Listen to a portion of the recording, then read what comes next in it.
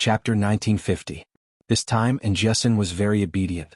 She only drank a few glasses of beer and did not dare to drink too much. She was afraid that if she got too drunk, Yiqian would not be by her side when she woke up the next day. Although they had agreed to party all night, in the end Yiqian arranged for them to stay in a hotel. 4 of them shared a room. When they were done, Jianghu could not even straighten her back. Yiqian did not drink, but he smelled of alcohol. When he came out of the shower, he saw Jianghu lying on the bed, looking at him with sparkling eyes. "What's with that look? I already said that I would chat with you tonight." "You can't believe it. You guys are all so mysterious. You said that you would accompany me, but in the blink of an eye, you disappeared." "You guys?" Yiqian sat on the edge of the bed while drying his hair. He asked her with a half smile, "Who else? Tell me about it. It sounds like there's a story and it's not a simple one." "I'll go take a shower first, then I'll tell you. It's a long story. I have to tell you slowly." Jianghu blew into her palms. She looked at herself with disdain. "What a strong smell of alcohol. Wait for me. Don't sleep. I'll be done soon." Yiqian did not feel sleepy. The class reunion was very warm. Even the students who had failed the exams chose to attend instead of avoiding it. In their words, 1 year later we'll be good men again. Everyone chose to revise. With their abilities, their grades would not be too bad. The only pity was that the class monitor, Wuxia, did not repeat his studies and chose to join the army. Yiqian suddenly slapped his forehead. Why didn't he remind Wuxia that he could enroll in a military school even if he joined the army? As long as he met the basic requirements for enrolling in a military school, he could definitely give it a try. Thinking of this, Yiqian recalled Wuxia's room number and dialed it without hesitation. He had to take care of a few drunk boys, so he was definitely not resting. Wuxia quickly picked up the phone. When he heard Yiqian's voice, he was surprised. "Why aren't you resting? It's already past 4 in the morning. Class monitor, I want to ask you about your future plans. Are you going to be a conscript? Or volunteer? Or do you have other plans?" Yiqian did not immediately say what she was thinking. Wuxia was a very opinionated boy. She should ask him first. If he did not have any plans to enroll in the military academy, she would bring it up appropriately. Wuxia laughed. "Don't tell me you called me just to talk about this." "Yes, didn't I say that I wanted to talk to you?" Yiqian leaned against the headboard with a serious expression. "I just feel that it's a pity that you didn't repeat your studies and directly join the military." No, there's nothing to pity. Joining the military has always been my dream. When I found out that you were determined to enter the military academy, I was shocked. I didn't think that there would be a girl like me." A plop sound came from beside him. While speaking, Wuxia turned his head and saw a drunk boy fall directly from the bed to the ground and roll to his feet. She covered the boy with the quilt on the bed and answered with a smile, "I have some other ideas. I'll talk to you when I have the chance. I don't know if it'll work out yet. If it does, I'll get in touch with you." Since he already had plans, Yiqian did not mention it again. After exchanging a few words with him and saying, "Good night," Jianghu walked out of the room with wet hair and slippers. When she saw Yiqian hanging up the phone, she giggled and asked, "No way. You were on the phone with that person at your house?" "I realize that you're getting more and more troublesome after going to university. Why don't you blow dry your hair? We can have a good chat after you're done." Yiqian left half of the bed empty and waited for her to dry her hair. Chapter 1951. "I was afraid that you wouldn't be able to wait any longer, so I decided to blow it a few times." Jianghu jumped onto the bed and nimbly got under the covers. She looked at her best friend with a smile, and the more she looked at her, the deeper her smile became. It made Yiqian's hair stand on end. "What a strange look. Who are you looking at through me? Who are you thinking of?" She smiled so sweetly as if she was in love. "A guy who's been chasing me. He's just like your husband. You both know him." Jianghu pursed her lips and smiled, revealing a row of neat, white teeth. "Come guess who he is." Someone he knew, someone who knew Captain Xia, and even someone who knew Jianghu. In less than a minute, Yiqian narrowed his eyes. "When did the two of you get together?" He was a little surprised but not surprised. He had heard from Xia Jinyuan that the T6 guy was interested in Jianghu. What was surprising was that Zhang Bin had liked Jianghu for so many years, but in the end the T6 guy beat him to it. He wondered if he was so angry that he wanted to bang his head against the wall. "I don't think so. I can't really make up my mind. I have a pretty good impression of him and I feel that he's very reliable. But he came to look for me twice and each time he disappeared without saying a word. I even had to run out to look for him after class." Jane Eyre, do you think he's playing with me? We agreed to go for a walk together, but when I went over he was gone. Isn't it a little too casual for him to suddenly disappear? Listening to her complaints, Yi Qian turned to look at his best friend and said softly, "There's no other way. He's a soldier. Sometimes when the military calls, he has to return immediately. He really can't wait for you. Jessen, you have to think about it carefully. He can indeed give you a sense of security, but he'll also make you feel uneasy. He'll suddenly come back to give you a surprise, and then suddenly disappear to give you a scare. Jessen, you'll lose a lot of sweetness if you date a soldier. Especially if you were in a relationship with a special forces soldier who often carried out missions. Sometimes you wouldn't even see him once a year. Sometimes you would only receive a call for a few months or half a year. It would make you feel like you weren't actually in a relationship. They often disappear without a trace. It's normal for them to not call you for half a month. It's also normal for them to not call you for half a year. It's also normal for them to not call you for half a year. It's also normal for them to not meet you once a year. One minute they're still chatting with you.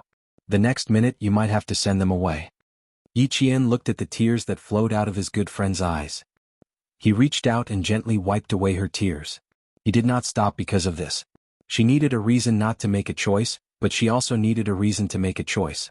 He would say what he should say and what he shouldn't say. In the end, the choice would still be up to Jianghu. Jessen, if you can accept that you don't have his company when you're sick, that you don't have his comfort when you're sad or crying, that you don't have his sharing when you're happy or laughing, that you can accept the fact that there are couples on the street while you're lonely even though you have a boyfriend, then you can accept him. I can guarantee you that there's absolutely no problem with his character. As long as he has time, he'll be willing to use this pitiful time to accompany you wholeheartedly. He'll pamper you like a princess and treat you like a treasure. However, this kind of time is too little. Perhaps it's only a few days, half a day, or a few hours. And you'll need to rely on this little bit of sweetness to support you for a month, half a year, until he appears again. Chapter 1952. Yi Qian could see the confusion in her best friend's eyes, as well as the struggle in the depths of her eyes. She knew that right now she wasn't advising her best friend on what to do. Instead, she was explaining the problems that her best friend had to face. This cycle continues day after day, relying on a short period of sweetness to support the days without him. Jessen, ask yourself if you can accept this kind of life, if you can bear this kind of life. I can't give you any advice. I can only analyze and tell you what to do. Only you can make the choice. No one else can help you or make the decision for you. And Jessen, who hadn't cried out loud, choked up and couldn't say anything for a while. Yi Qian pulled out a tissue to wipe the tears on her face and quietly and patiently accompanied her. And Jessen waited until her emotions gradually calmed down. Her voice was hoarse and her eyes were filled with pain. She asked softly, "What about you? Are you the same?" "Jessen, I'm different from you. The person I love and I are both soldiers. We both chose to join the military, which means that we have the same direction. Separation and silence are normal for us. We will get used to it and accept it, but our direction will never change. So, I'm different from you." And Jessen didn't give up. She struggled to ask, "Jane Eyre, can you accept that he wasn't by your side when you needed him the most?" "I can, because I know that even though he wasn't by my side, his heart has always been by my side. When he needed me by his side the most, I didn't accompany him. But my heart is always thinking about him. I can endure separation, accept separation and get used to separation. Because every time we separate, we will work hard for the next time we meet." Yi Qian's words were very thorough. And Jessen understood even more clearly that accepting a soldier with a special status required a lot of effort.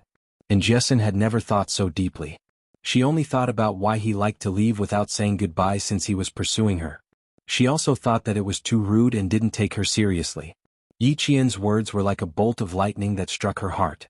She suddenly realized that there were so many problems in dating a soldier. Think about it carefully. You can only make a choice if you think it through. Yi Qian saw the confusion on her face and reached out to hug her friend gently. He said softly, "You won't be able to figure it out in such a short time.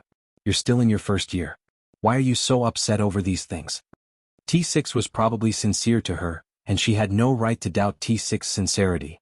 However, she needed to tell Jessen how difficult it was to be in a relationship with T6. One was a comrade in arms and the other was a good friend. She naturally hoped that the two of them could live well. However, she didn't want the two of them to fall in love in the future, only to hate each other in the end. The room fell silent. Even though it was past 4 in the morning, the city was still dark. Yi Qian, who was lying in bed, gradually closed his eyes. After some time, Yi Qian suddenly heard Jessen ask him cautiously, "Jane Eyre, what if I join the army? Am I the same as you?" The sleepiness that had just surged up was instantly swept away. Yi Qian opened his eyes and looked at her with clear eyes. "Jessen, I said just now that I'm different from you. You don't have to be like me. You just have to look at your own heart. My choice and my identity can't be your reference. Do you understand?" Chapter 1953. She couldn't do this and couldn't do that. How was she supposed to choose? And Jessen bit down on her lower lip. The struggle in her heart only intensified. "I don't think you've reached the stage where you've decided on him yet. Why do you have to make a decision so quickly? Jessen, there's still time ahead. You can take your time to think about it." Yi Qian looked at her friend seriously and said slowly, "Decisions made in a hurry are often incomplete. You can think about it carefully, but once you've made a decision, you can't regret it." And Jessen nodded slightly at her friend's serious expression. "Okay, I'll think about it carefully. Like you said, I haven't decided on him yet. I just think he's not bad. He's someone I can date properly. Yes, he's an outstanding soldier. You have good taste." In Yi Qian's eyes, his comrades in the Snowfield Brigade were all outstanding. She couldn't keep her eyes open. She rubbed her head against the soft pillow and yawned. "Go to sleep. Let's talk when we wake up." And Jessen couldn't take it anymore, but she forced herself to keep her eyes open. She waited for Yi Qian to fall asleep for a while before she closed her eyes. However, when she woke up, she was the only one lying in bed. She called out Jenner in a daze. She, who was half asleep and half awake, did not receive any response. She opened her eyes abruptly and raised her voice. "Jenner?" Other than her, Ling Chen, who was still sleeping with her, was no longer in the room. She muttered, "Don't tell me they went to visit me." Out of the corner of her eye, she saw a piece of paper on the bedside table. Her eyes were still groggy, but she could read a few words on it. And Jessen had a bad feeling. She quickly picked up the piece of paper with a few lines of words written on it. After reading it, and Jessen leaned against the headboard as if she had lost all her strength. Her best friend said that she had something important to do and needed to leave. She couldn't play with her for a few more days and asked for her advice. The last line was especially striking. "Please forgive a soldier for leaving without saying goodbye. Most of the time it's not that they don't want to say goodbye, but that they don't have the time or the means to say goodbye. Just like the soldier you like, leaving without saying goodbye is the last thing they want to do, but they have to do it." And Jessen clenched the message and let out a long sigh. She muttered to herself, "Damn it, I made a wasted choice last night.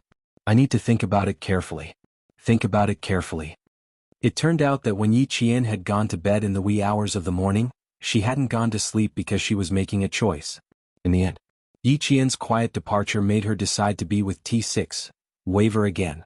When the students woke up one after another, they found out that Yi Qian had something to do and had left at the last minute. Zhang Yuan woke up with a hangover and looked at the gift in her hand that she hadn't given out yet. She cursed herself under her breath and took back the gift that she had prepared at home untouched. By the time the first class left the hotel, Yi Qian had already returned to her room on the 23rd floor of the Caesar Hotel. She sat next to the fax machine and stared at the faxed papers. Her expression was terrifyingly cold. Chief Kai said that he would send over the test reports as soon as possible. He still needed to return the original copies. As soon as the first page was sent out, Yi Qian couldn't wait to pick it up. When his gaze fell on the blood type column, his pupils constricted slightly. The blood type matched. Before the second page was sent out, Yi Qian's eyes were already filled with hostility. There was even a murderous glint in his eyes. It was the same, the two reports were exactly the same. Chapter 1954. When the second page was sent over, Yi Qian compared the results of the two reports. The match was 99.9%. There was no need to investigate further. The two reports were enough to prove that Sun Yaozu was blinded by his mother. At the same time, Sun Yaozu also knew who blinded him. That was why he treated himself so viciously. With bloodshot eyes, Yi Qian slowly folded the two reports and put them away. Tonight she needed to find Sun Yaozu. She had to properly ask him about what happened in the past. Chief Kai's call came. He spoke very quickly. Knowing that Yi Qian had already received the fax, he only said, "Wait for his call," and hurriedly hung up. Yi Qian was so agitated that her blood was boiling. Chief Kai's hurried words were like a bucket of cold water splashing her heart. It was so cold that it made her slowly come back to her senses. She couldn't go find Sun Yaozu yet. At least she had to wait until Chief Kai was safe. She couldn't put Chief Kai, who had already risked his life to help her, in danger because of her hatred. Wait a little longer, Yi Qian. Wait a little longer. You've waited for so many years. It won't hurt to wait a little longer. Yi Qian sat on the bed and softly muttered a few words. Then she sat motionless like a statue. She didn't think about going back to her good friend in Jianghu. Before she dealt with Sun Yaozu, she didn't want to be too close to her friend. She didn't want to implicate her friend and cause her to do something bad. Since she couldn't go find Sun Yaozu for now, she would go find old Madame Yi, who had been living in the sanatorium of the Southern Province People's Hospital. Old Madame Yi would know as much as Sun Yaozu. The sanatorium of the Southern Province People's Hospital was equivalent to a nursing home, but it was a little more advanced. The elderly who lived there were all wealthy families who could afford to pay for treatment and care. Old Madame Yi had Yi Zhixiang's money to take care of her, so she was living quite well. Yi Qian looked at old Madame Yi, who was sitting in a wheelchair, slurring her words and ordering the caregiver around. She walked in with a cold smile and said to the caregiver, "Auntie, go and rest for a while." The nurse had never seen Yi Qian before. Just as she was about to ask, old Madame Yi, who was sitting in the wheelchair, stuttered, "Yi Qian." The corners of her mouth were crooked to one side, and it was quite difficult for her to speak. It was also hard for the nurse to be scolded by her. "You're already stuttering. Why don't you speak less? I haven't visited you for a long time, so I thought it was time for me to visit you." Yi Qian walked in and put the fruits he bought on the way to the side. He even took the initiative to pass a glass of water to old Madame Yi. "I have something to talk to you about. Why don't you let the caretaker take a rest first?" Old Madame Yi was a strong-willed person at all times. When she saw Yi Qian, she wanted to scold him, but she was powerless. A bunch of words were squeezed out of her throat, and she couldn't speak fluently. All she could say was strange, sounds. The caregiver didn't dare leave. She was afraid that something would happen to the patient she was in charge of. She hurriedly said to Yi Qian, "You can come back next time." "Look." Old Madame Yi raised her head, trembling. She pointed at the door and yelled at the caregiver, "Get out, get out." At her command, the caregiver glanced at Yi Qian. After a moment of hesitation, she took the cleaning tools in her hands and left. All the caregivers, nurses and doctors in the sanatorium knew how bad-tempered the elderly in room 606 was. None of them were willing to take care of her for a long time. However, the hospital had specifically instructed them to take care of her.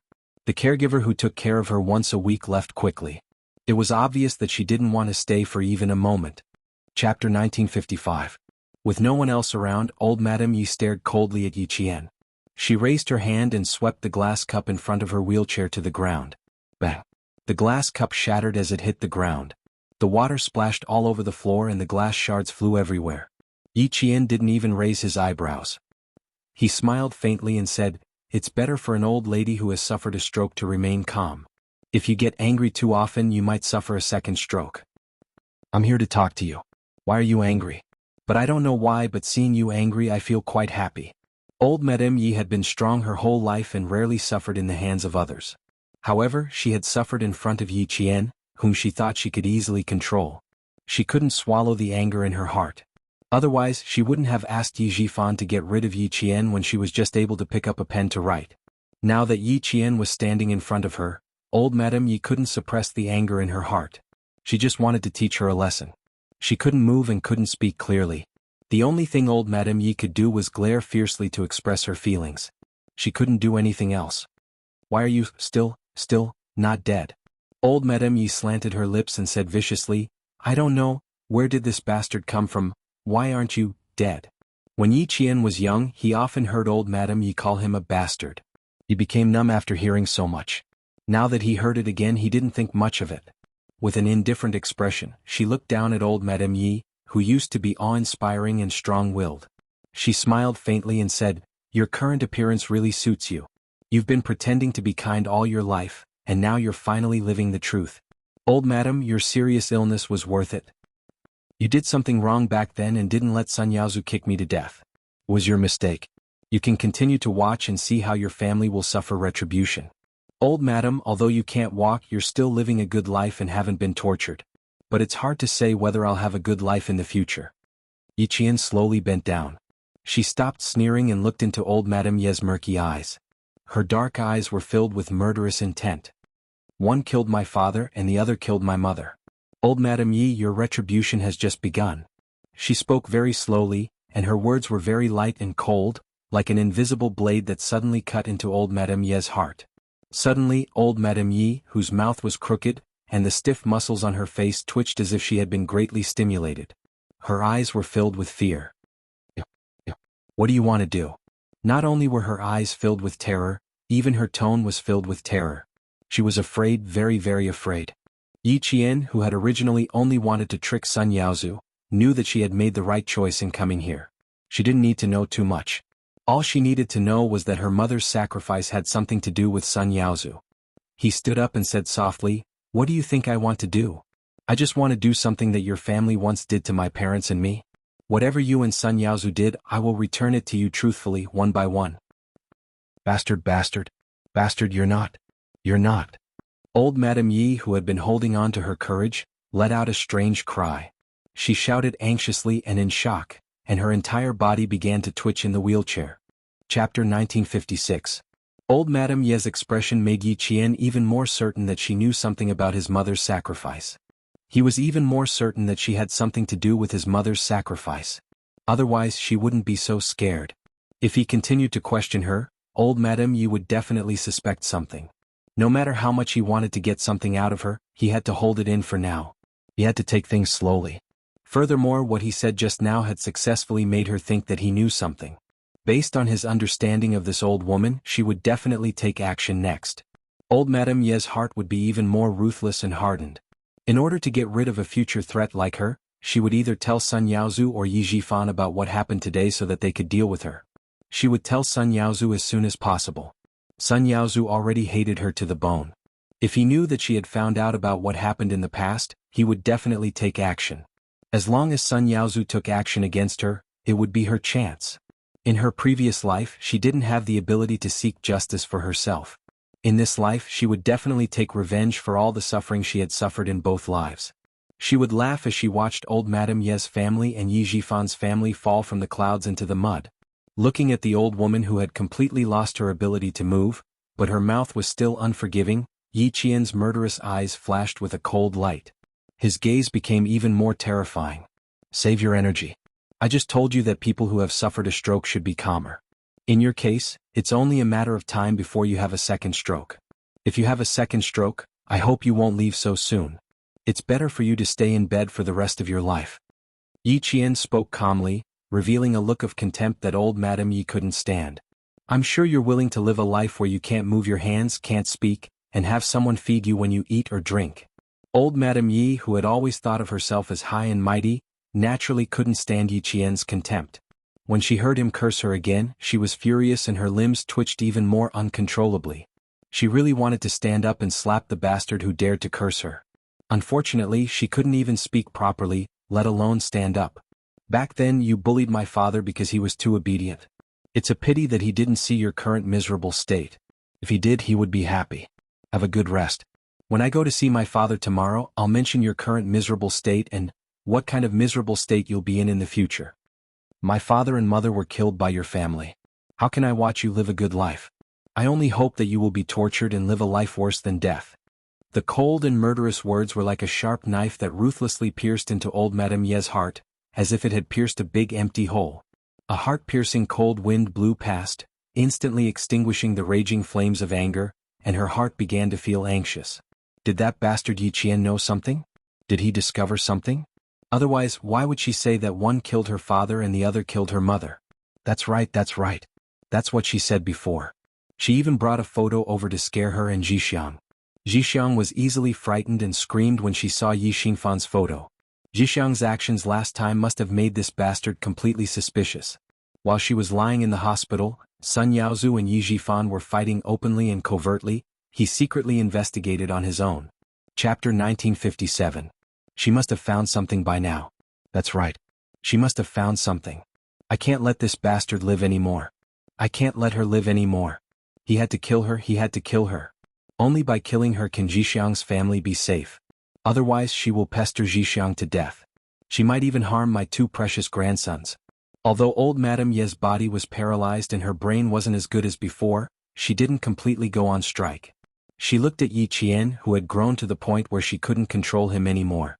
Seeing that he wanted to stand up for Yi Xinfan and Sun Xueqing, who had died early, old Madame Yi, who was anxious just a second ago, suddenly laughed crookedly. Her laughter flowed out of her mouth. It was like the strange laughter of a person who lived in darkness and damp all year round and was filled with malice. Just a bastard.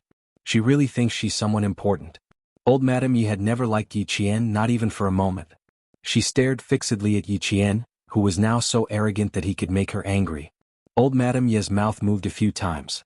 Suddenly she spat out a mouthful of thick phlegm at Yi Qian.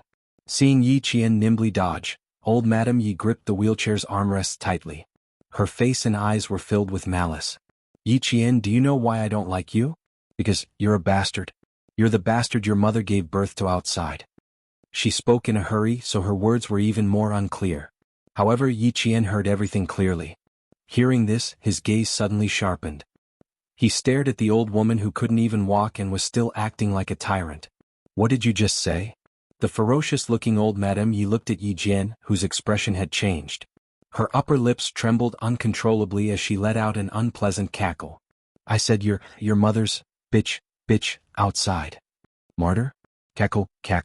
Your mother is such a promiscuous slut. How can she be a martyr? Old Madame Yi was overjoyed and said happily, let me go, like a bastard. To Yi Qian, who was about to leave, narrowed his eyes. He squatted down again and looked at old Madame Yi with a gloomy expression. So, you scolded me because of this? What right do you have to talk about my mother? What right do you have? Boss is a good-for-nothing. He clearly knows that his wife gave birth to a bastard, but he doesn't even dare to sleep with her. I raised him up, but he didn't listen to me and strangled a bastard like you.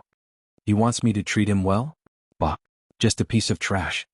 The gloomier Yi Qian's expression became, the more comfortable old Madame Yi felt. Strange laughter kept coming out of her throat. A martyr with a lover, how ironic. Shut up. Yi Qian could not tolerate such a vicious person slandering her mother. The killing intent that she had been suppressing grew again. She reached out and grabbed old Madame Yi's neck. She gritted her teeth and said fiercely, those who slander my mother die. Come strangle me to death, you strangle, Yi girl. The door of the ward behind her was pushed open with a bang. Principal Chen's angry voice shook the air. What are you doing? Stop it. Strangle me to death. Strangle me. Old Madame Yi's laughter was unusually loud. She continued to provoke Yi Qian fiercely. You're not boss's child. You're a bastard. Haha, you want to make my life difficult? Bastard, let's see who's the one who's going to suffer. Chapter 1958. You're a bastard. Your mother gave birth to you with another man. Your father is a good-for-nothing. He knew that you weren't his child, but he still raised you. Old Madame Yi's continuous curses seemed to come from the void, expanding in circles. When they reached the ears, they all swarmed in like a whirlwind, squeezing into the brain in an instant. It was incomparably sharp, piercing the brain and causing pain. Yi Qian, whose eyes were red, glared at the old woman whose face was completely distorted. He gritted his teeth and wanted to bite her throat so that she could no longer speak and say those vicious words. Little Yi, she wants to destroy you. Are you really going to let her destroy you? Principal Chen held Yi Qian's wrist tightly. His gaze was as sharp as a knife. Do you know that your loved ones will be hurt and your enemies will be happy? Where did your rationality go? Where did your calmness go? Principal Chen scolded in a low voice. He didn't want old Madame Yi, who was like a mad dog, to hear him scolding Yi Qian. He wanted her to be happy. He was really glad today.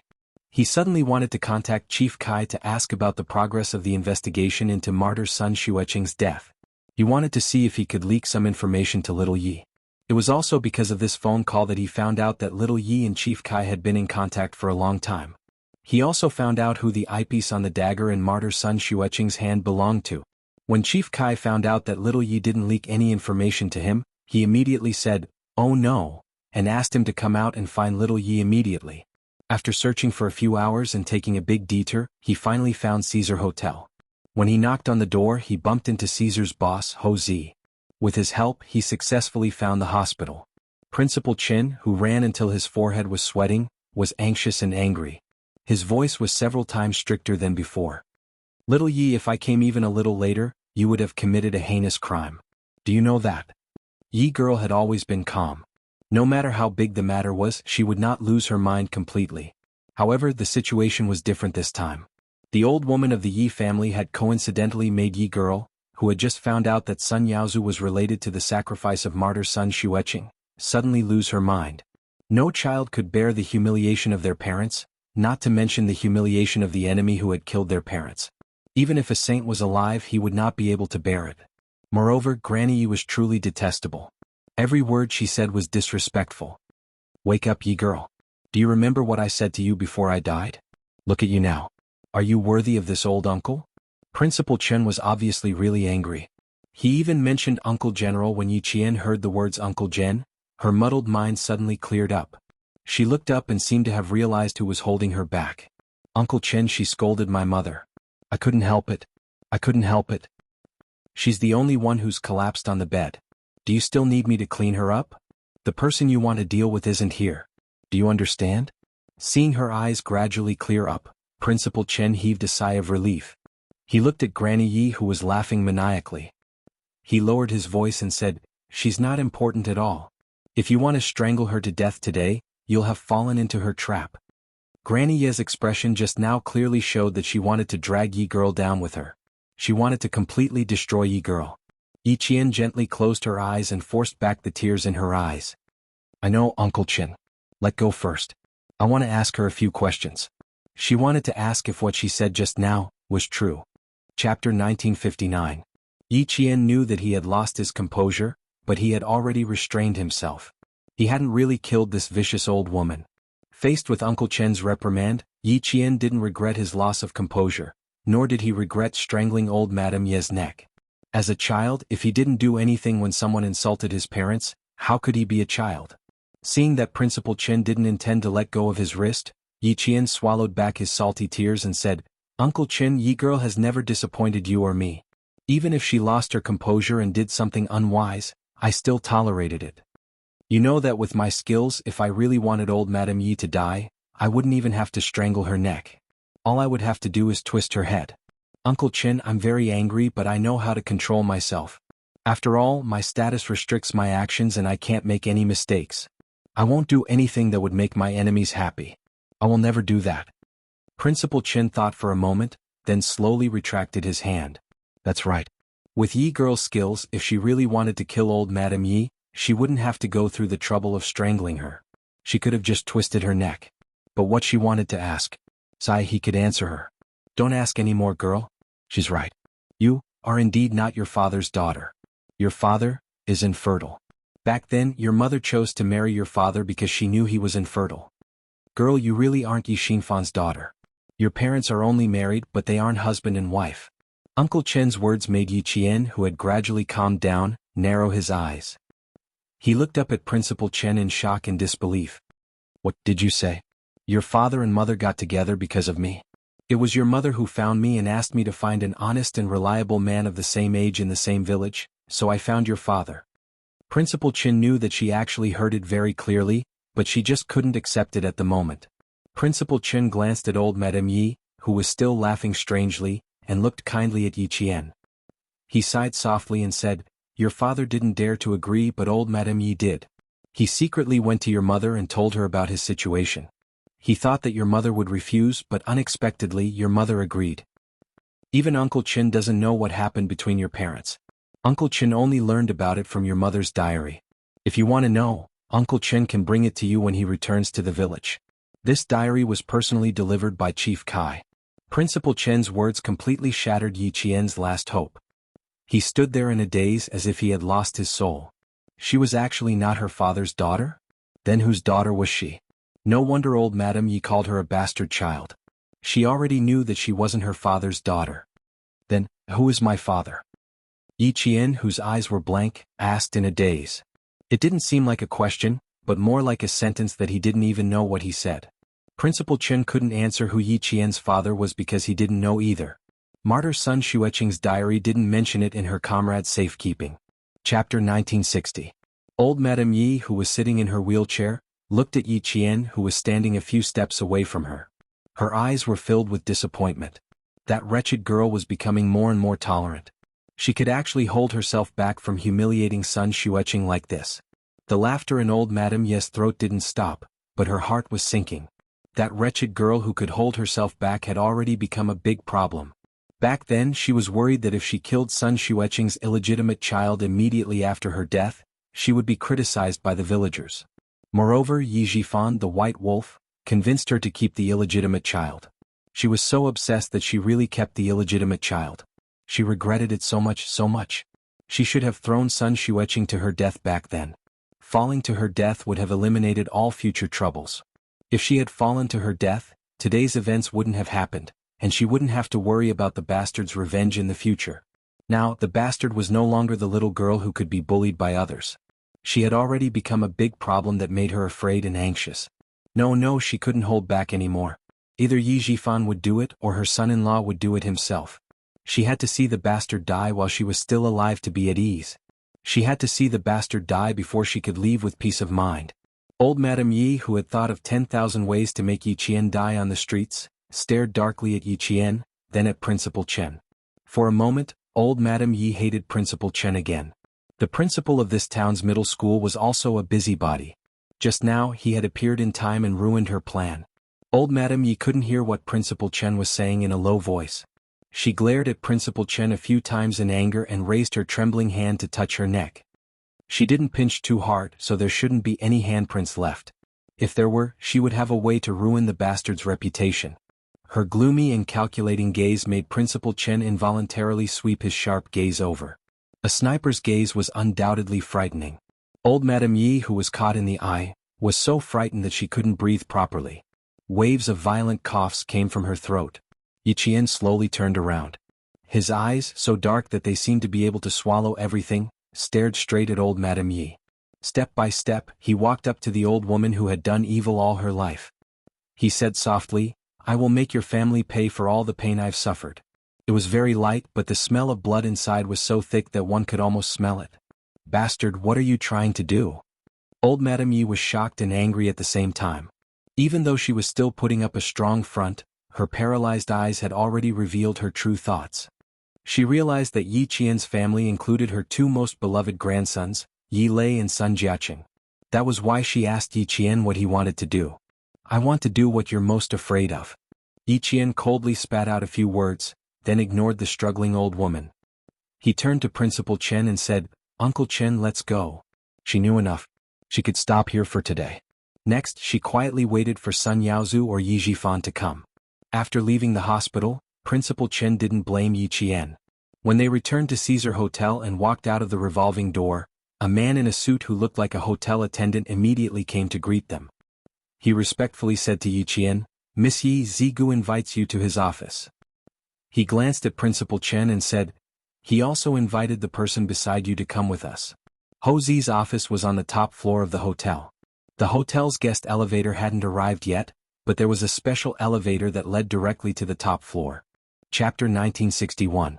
When the elevator doors opened, they could see the bulletproof glass door. The man pushed the card open and invited Yi Qian and Principal Chen to enter. He then stood at the elevator entrance and waited.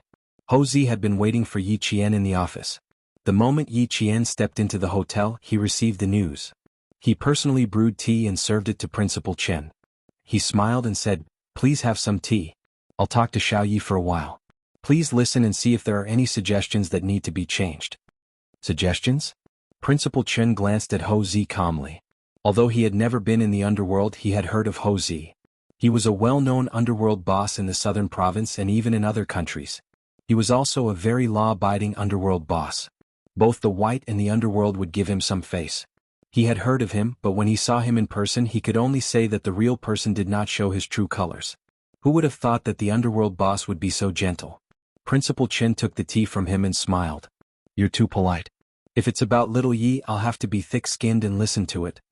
He really did not know that little Yi was in contact with Ho Zi. When he received Ho Zi's help, he was shocked. "It is indeed about little Yi. Yuan has asked me many times to take care of little Yi. Therefore, I know a little about any movements on little Ye's side. It can be said that little Ye's matters are Ho Zi's matters. Whatever she wants to do, I'll support her." Ho Zi was a righteous person. When he spoke, he was calm and had the demeanor of a general. As he spoke, he explained how he knew Yi Qian. Principal Chen understood when he heard this. So that was the case. He immediately felt relieved. Seeing this, Ho Zi smiled faintly and said to Yi Qian, "Is Sun Yaozu's matter not over yet? How far has it progressed? Can you tell me?" Sixth brother told me in secret that if you make any big moves in the southern province, I must help you. I reckon that your actions this time were indeed a little too big. In addition, this old senior's expression changed a little. I thought that your actions might not be as big as what I saw.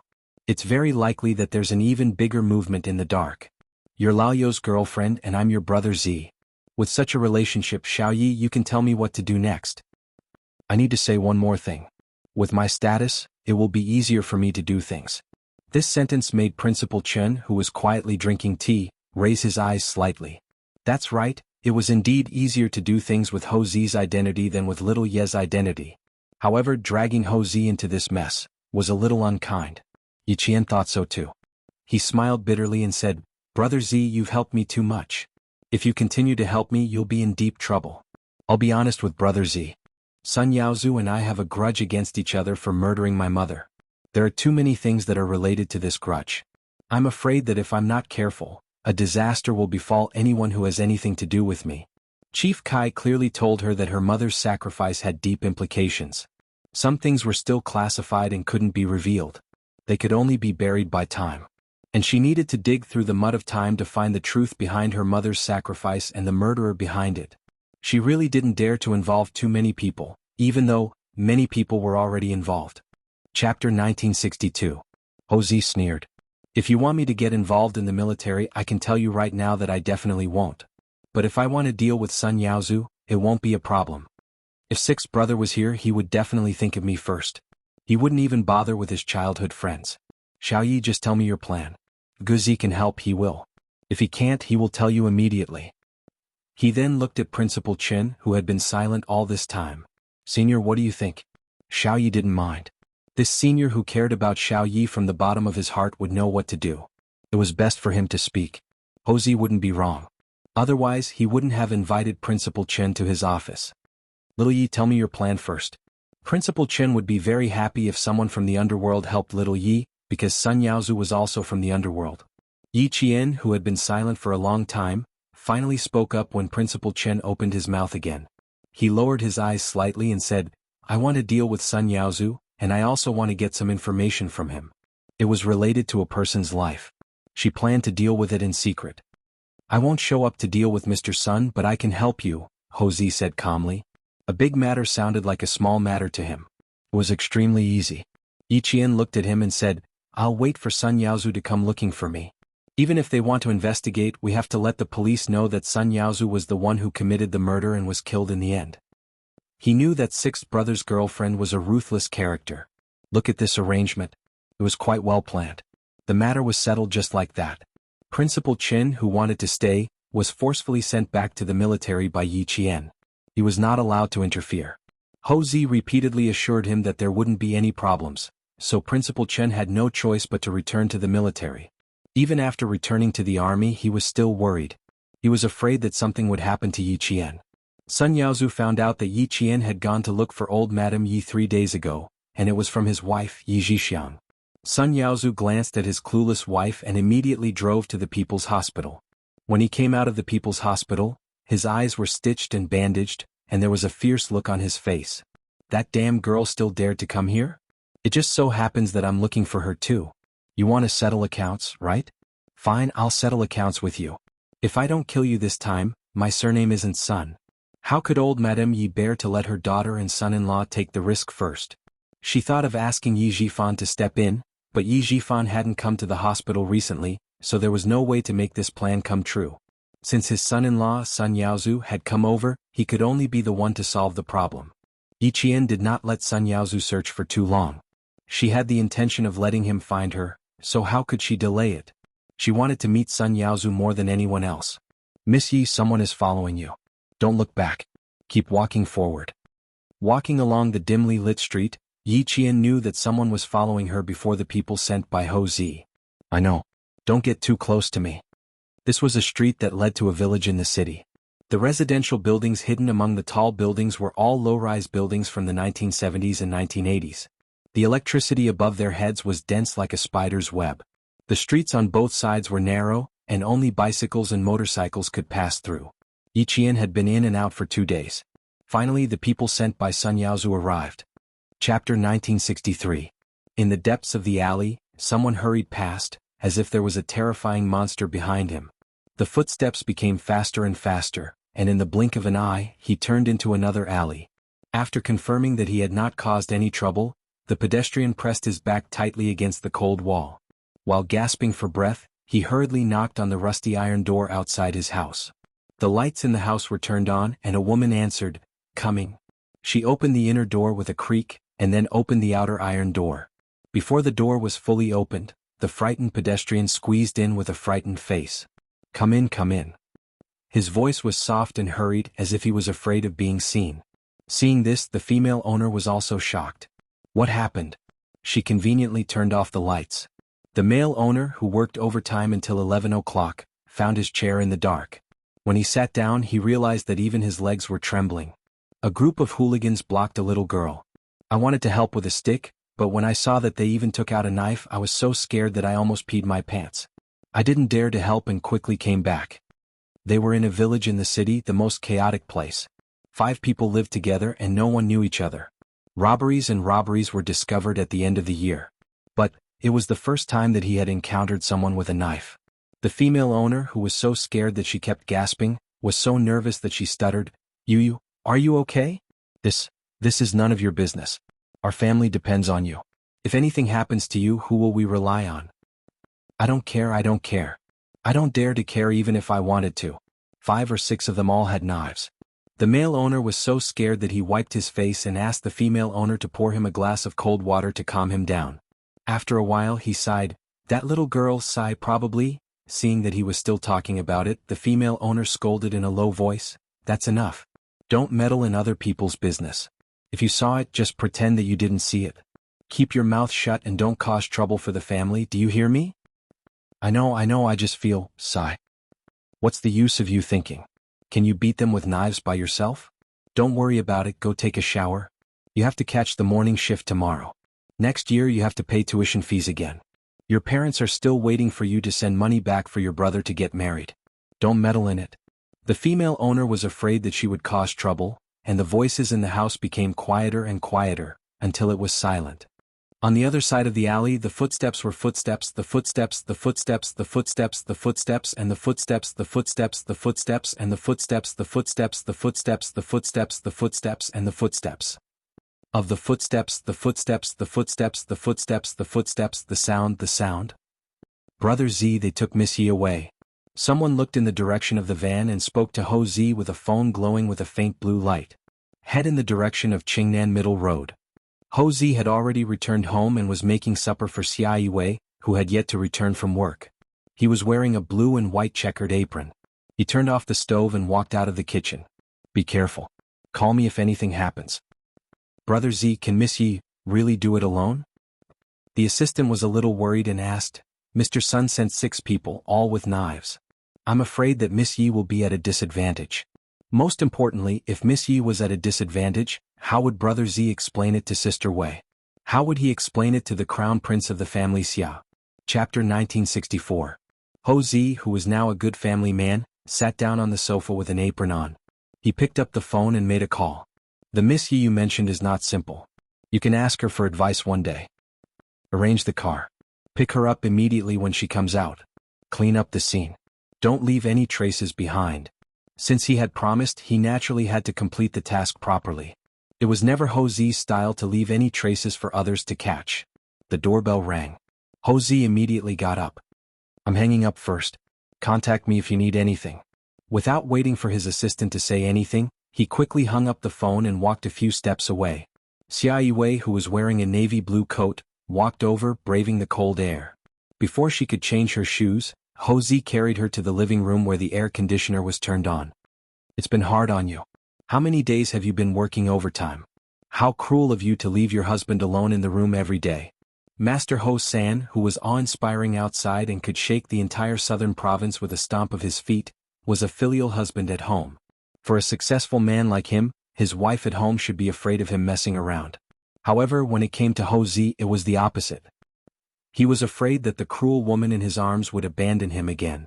Xia Yue lazily lay in her man's thick arms and said weakly, "Haven't you always been clamoring to go back to Family Eve with me? Let's go back together on New Year's Eve. I don't want to leave you alone to celebrate the new year." She spoke weakly, but Ho Zi's mood was like a roller coaster that suddenly rushed to the clouds and then fell back to the ground. He asked her uncertainly, "Baby, you're not talking nonsense, right? What? You don't want to go home with me for the new year?" Xia Yue, who seemed to be weak just a moment ago, suddenly sat up in his arms. She glanced at him from the corner of her eyes. Suddenly, her aura was released and she had the demeanor of a queen. "Forget it. Pretend I didn't say anything." Then she was telling the truth. Ho Zi, who was pleasantly surprised, hid his expression and said in a deep voice, "You have to keep your word. How can you be so casual?" "Then I have to make some preparations. The old man likes to drink tea, so I have to prepare some good tea leaves. Old madam likes small ornaments such as embroidery, so we have to find some good ones. It would be best if they were old. Uncles, aunts, brothers and sisters-in-law, you have to give me a list of what they like. It's my first time visiting, so I have to be polite. Where are your brothers? Is there anything you like? Apart from you, I only have a younger sister from my aunt's side. I'll have to spend some effort on this younger sister." When it came to marriage, Ho Zi was just like any other man. He was afraid that he would leave a bad impression on his first visit, so he tried his best to be perfect. Xia Yue looked at him with a serious expression, and the smile in her eyes had long been overflowing. She and the man in front of her had been going around in circles for almost 20 years. They had been on and off, but in the end they were still together. Looking at the young man who used to be so handsome that the delinquents in Jianghu and went crazy and the socialites threw themselves at him, he became a mature and steady middle-aged man in front of her. Time was kind to him. He didn't become uglier but more handsome. He was full of charm that could make women fall in love with him. Especially his peach blossom eyes, which were deep and reserved. Looking at them for a long time would make her heart beat faster. Although his appearance was handsome, what made her even more fascinated was his feelings for her. For nearly 20 years he had never had another woman, not even a scandal.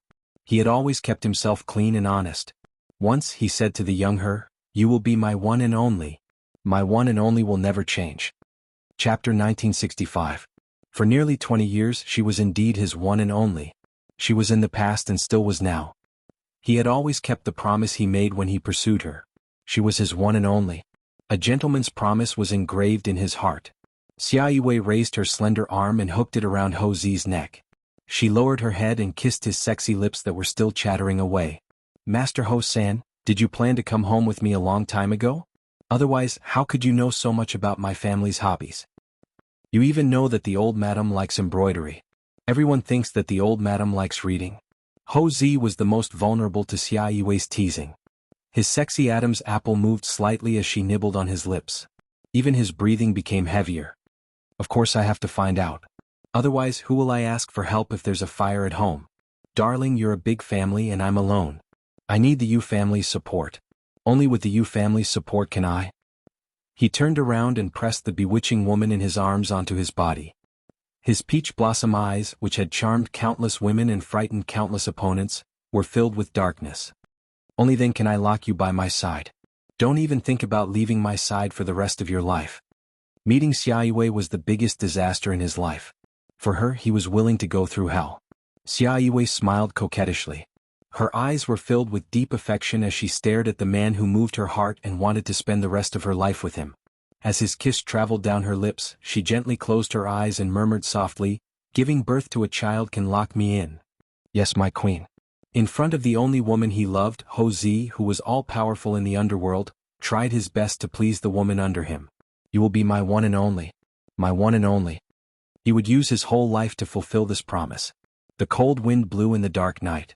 Somewhere, the crackling sound of firecrackers could be heard, bringing a bit of noise to the cold night. The assistant sent by Ho Zi followed them all the way to the villas under construction in Qingnan Middle Road. Seeing the van stop in front of a villa whose exterior had been painted, he said to the person beside him, "Drive the van to the back door. Be alert. I will contact you two at any time." "All right." The two men nodded and lowered their caps a little to cover most of their faces. Their coat collars were straightened up and they left swiftly. The door of the van opened and two men pushed Yi Qian out of the car. They warned him in a low voice, "Behave yourself. If you dare to play any tricks, we'll break your legs." Yi Qian, who had a bag over her head, did not know where she was being taken. She shook her shoulders violently as if trying to shake off the two pairs of hands that were pressing on her shoulders. The two men who were holding her down looked even more ferocious. The man who jumped down first and walked to the front quickly walked into the villa. Soon Yi Qian was also brought in. There was the smell of paint and damp cement in the air. It smelled like a construction site. Yi Qian, whose hands were tied, estimated where she was the moment she was pushed in. Then someone said, "Why are you only here now? The boss has been waiting for half an hour. He even lost his temper just now. Hurry up and bring her in. This chick is very fierce. Our brothers only became obedient after we showed them our knives. One of our brothers even got bitten twice by her. Damn it, we'll deal with her later." The man in charge of capturing Yi Qian scolded and urged the people behind him, "Hurry up and bring her in. The boss is not in a good mood." Chapter 1966. After the leader finished cursing, he ordered the other three men, "The three of you stay outside and don't let anyone come near. Keep your eyes open. If the boss is unhappy, we'll all be in trouble." A total of 6 people went to surround Yi Qian. 3 of them stayed outside and the other 3 went in together. Yi Qian secretly moved her tied hands. As she walked through the dark corridor, her right hand suddenly twisted strangely. Her hands, which were originally tied to her wrists, were released in a minute. She secretly tugged at the rope with her freed hands. Not bad, it was indeed very sturdy. She would use it to deal with Sun Yaozu later. Yi Qian didn't move immediately. She only wanted to deal with Sun Yaozu. These people weren't in her area of concern, so there was no need to take more lives. With her head still tied up, Yi Qian felt that she had entered a very spacious room. Perhaps it was a new house. The air was damp and dusty. She was then pushed down the cement stairs. The stairs were uneven and filled with cement dust. After walking down one floor, she could clearly feel that the air was somewhat stagnant. It was as if she had entered an enclosed space. A basement? Was she being brought to a basement? When the tip of her foot touched a hard object, Yi Qian deliberately lost her balance to confirm her guess. She staggered forward and kicked the object with her foot. After a series of echoing clang sounds, Yi Qian knew that her guess was right. They were indeed in a basement. The man walking in front heard the commotion and turned his head to glare at Yi Qian, who was being dragged all the way. His 2 companions said unhappily, "Hold her steady. If she falls to her death, we'll be in trouble too." It was obvious that they were quite afraid of Sun Yaozu. However, Yi Qian slightly curled her lips. This kind of fear wasn't a fear of reverence, but a very simple fear of stopping a monetary transaction. It was also the most unreliable kind of fear.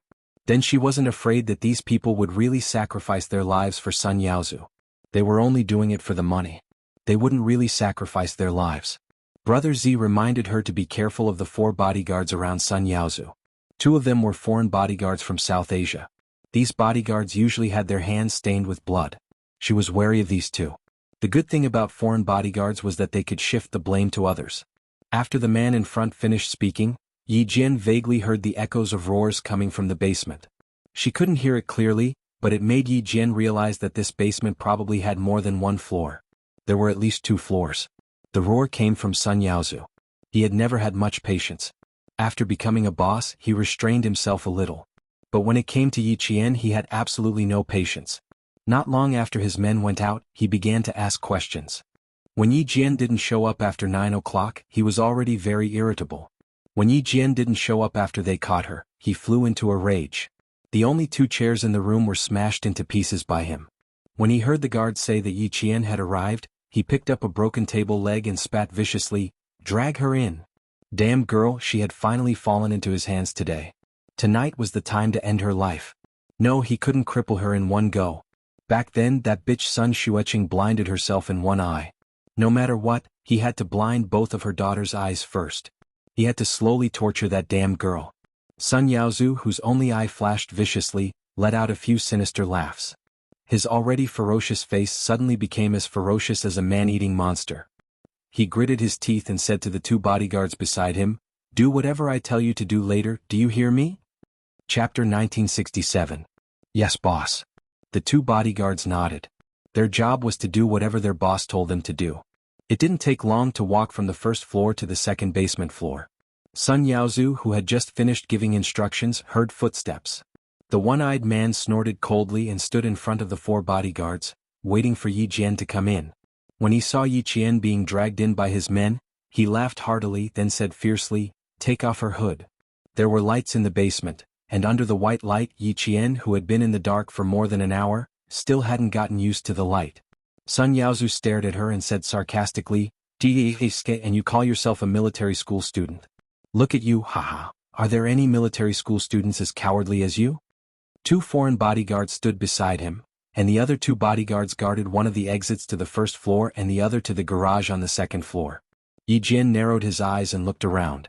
Finally, his eyes fell on the exit where the wind came in, which was the exit to the garage on the second floor. Sun Yaozu, you've got guts, Yi Qian said coldly. You dare to kidnap a military school student? Looks like you're not afraid of being caught. Sun Yaozu laughed as if he had heard a joke. Catch me? Ah, damn girl, I'm the one catching you now. Who the fuck dares to catch me? Who am I? I have money and people. You're just a poor military school student. What do you have to fight me? At this point, Sun Yaozu seemed to have realized that there shouldn't be too many people present. He yelled at the 3 men who brought Yi Jian in. Fuck, what are you standing here for? Get out of here. The 3 men were used to being yelled at, so they said yes, and quickly turned to leave.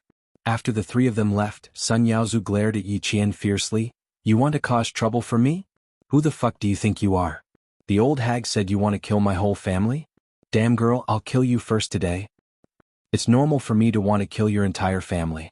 You were the one who made my mother sacrifice herself back then. In the face of his viciousness, Yi Qian, whose eyes were as cold as water, said indifferently, You made my mother sacrifice herself. I want to kill your whole family. What are you angry about? Yi Qian naturally brought the topic back to the past. Now that Sun Yaozu thought that victory was within his grasp, based on his understanding of Sun Yaozu, he could not help but say a few more words to show that he was the victor.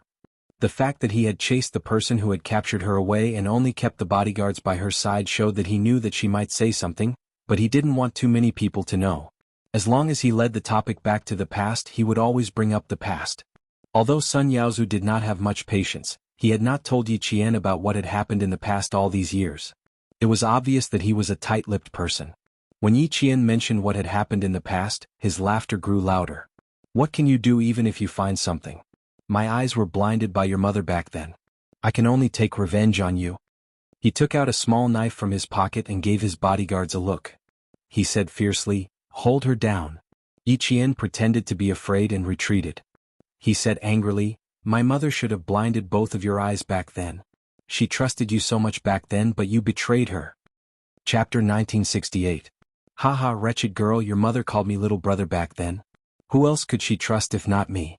Betrayal? I was doing well and earning a lot of money. How could she make me give up on making a fortune with just a few words? Sun Yaozu stood where he was and spoke fiercely, while his other 2 bodyguards closed in on Yi Qian. Yi Qian, who continued to retreat to the corner, heard his mother call Sun Yaozu little brother, and his eyes immediately darkened. Grandfather did not have any biological brothers. My mother doesn't have a brother, she only has Sun Dongqing as a sister. Sun Yaozu, don't get involved with my mother. If she really called Sun Yaozu little brother, then the matter could be explained further. When her mother sacrificed herself, she was holding a dagger in her hand. There were no signs of a fight around, which meant that Sun Yaozu, who was stabbed by her, was actually next to her mother. Later, when her mother discovered the problem, she hurriedly raised the dagger and stabbed him. Unfortunately, she was shot and killed before she could finish off Sun Yaozu. My surname is Sun and so is your mother. What's wrong with calling me little brother? Sun Yaozu smiled strangely. His fierce eyes were filled with murderous intent as he stared at Yi Qian. He gritted his teeth and said, I'll remember the wound that blinded my eyes. Today I'll get it back on you. Catch her and press her to death. The 2 bodyguards who were surrounding them heard the order and did not slowly close in on Yi Qian. They all thought that Yi Qian would be easily caught, but Yi Qian nimbly avoided them with a roll on the spot. At the same time, he rushed at lightning speed toward the exit that she had noticed wind coming in from. Wind meant that the airflow was flowing, and airflow meant that it was unobstructed. This was the exit to the underground garage, and the bodyguard was from South Asia. He probably did not expect the girl who was dragged in by a few hooligans to be so agile. When he reacted and reached out to grab her, he only managed to grab the corner of Yi Qian's clothes. In just a few seconds, Yi Qian, who was in front of them just a moment ago, rushed out of everyone's sight. Even Sun Yaozu, who had been watching closely, did not react. When he came back to his senses, he roared angrily, Fuck! Why aren't you chasing after him? I fucking invited a bunch of trash. The 4 bodyguards raised their sleeves and quickly chased after him. Yi Qian had already rushed out of the second-floor basement exit and was heading towards the entrance of the villa. Now she needed someone sent by Ho Zi to distract the bodyguards. Ho Zi's assistant wasn't an ordinary assistant. When he saw Yi Qian's figure flash past him, he immediately knew what to do. A stray cat's meow came out of its mouth, and Yi Jian quickly hid after hearing it. Soon, 4 figures came out and caught up with the vague shadow in front of them. The 3 men guarding outside the villa had already been tied up. Even the 3 men who were chased out by Sun Yaozu were tied up and thrown into the van they drove over. 6 people were tied up and 4 bodyguards were chasing after them. Sun Yaozu was the only one left in the huge villa. When he saw Yi Jian return, he didn't even have the chance to speak when Yi Jian took a broken leg of a wooden chair and fiercely smashed it against the back of his neck. His plump body instantly turned into a pile of mush and fell to the ground with a thump. When the 2 men who came in with Yi Qian saw this, they carried Sun Yaozu away without saying a word. Chapter 1969. The people who came to help Yi Qian were Ho Zi's most trustworthy subordinates. After receiving Ho Zi's orders, they only did what Yi Qian needed them to do and did not ask questions. Sun Yaozu was wide and fat, so it was quite strenuous for the 2 men to lift him up. By the time they got into the car, his face was flushed red and he was sweating profusely. Miss Yi, Brother Z has instructed you to go to Mount Dalong. There are still men waiting for you there. After putting him in the car, the driver jumped out and handed the car keys to Yi Qian. Leave this to us. They still needed to get the 2 foreign bodyguards into the car and bring them to Mount Dalong. They also needed to leave behind a series of disguises so that Brother Z could take care of Miss Yi safely. Just as Principal Chen thought, Ho Zi's help would save Yi Qian a lot of trouble. With his ability he could protect Yi Qian. This was also why Xia Jinyuan asked Ho Zi for help. Although Ho Zi, who had a large influence in southern province, had retired from the underworld, it did not affect his ability to do things. Thank you for your hard work. The 2 bodyguards are South Asians. They might have retired from the government army. Be careful. At this point, Yi Qian did not stand on ceremony anymore. He took the car keys and drove away quickly under the gazes of the men. Mount Dalong was the largest natural forest park in southern province. Many places were listed as protected areas and prohibited from being developed. It was indeed a simple matter to get rid of 1 or 2 people in the depths of the forest. Sun Yaozu was woken up by the cold. The pain in his neck made him shiver violently. He opened his only eye in a daze and soon realized that something was wrong with his surroundings. A gust of cold wind blew past, and the pitch-black surroundings made him jump to his feet. Damn it, what is this place? Before he could stand firm, Sun Yaozu suddenly remembered that he was knocked out by Yi Qian. After that, he did not know anything. He was in the mountains. Sun Yaozu, who had completely sobered up, roared, "Damn girl, you actually fucking left me in the mountains." He had been careless and ended up being tricked by the wretched girl. Sun Yaozu clenched his teeth and leaned against the cold tree. His eyes were filled with malice as he said, "Wretched girl, just you wait." At this time he was still unaware of the danger. Some wild animals were drilling through the frozen bushes. The sudden rustling sound startled Sun Yaozu. He then lifted his foot and kicked the tree he was leaning against. He cursed, "Damn it." Before he could finish his sentence, his raised left leg was pulled back, and his entire body crashed into a tree. Sun Yaozu, who was seeing stars, realized that his legs were tied up. When he tried to kick the tree he tripped over himself. Yi Qian, who had been looking at him nonchalantly, said coldly, "You didn't really think that I would just leave you on the mountain, did you? Did they go all the way just to bring him to the mountains?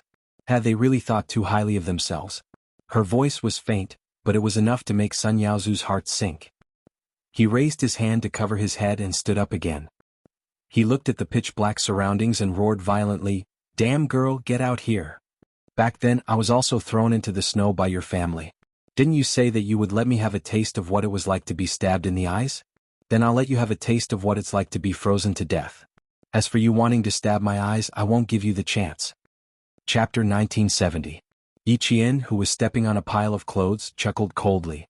Then he slowly said, "It's not nice to be frozen to death. Enjoy it slowly." After being reminded by Yi Qian, Sun Yaozu was shocked and angry. Only then did he realize that he was only wearing a thin shirt and pants. No wonder it was so cold. It turned out that the damn girl had taken off all his clothes. No, this was the mountain. She couldn't have gotten him up the mountain alone. Someone was helping her in the dark. Sun Yaozu was shivering all over. He hugged his arms tightly. The ferocious glint in his single eye didn't diminish. He really thought of himself as a local tyrant who couldn't be offended. As usual, he shouted, "You want to play with me? I'll play you to death, you fatherless bastard." Sun Yaozu, who hadn't realized that his life was about to end, had the confidence to say these words because he had money and power. And in his eyes, Yi Qian was just a little military academy student who didn't have anyone to protect him. She wanted to kill him? Sun Yaozu didn't even think about it. Ho Zi's subordinates who were guarding nearby heard this and couldn't help but look up.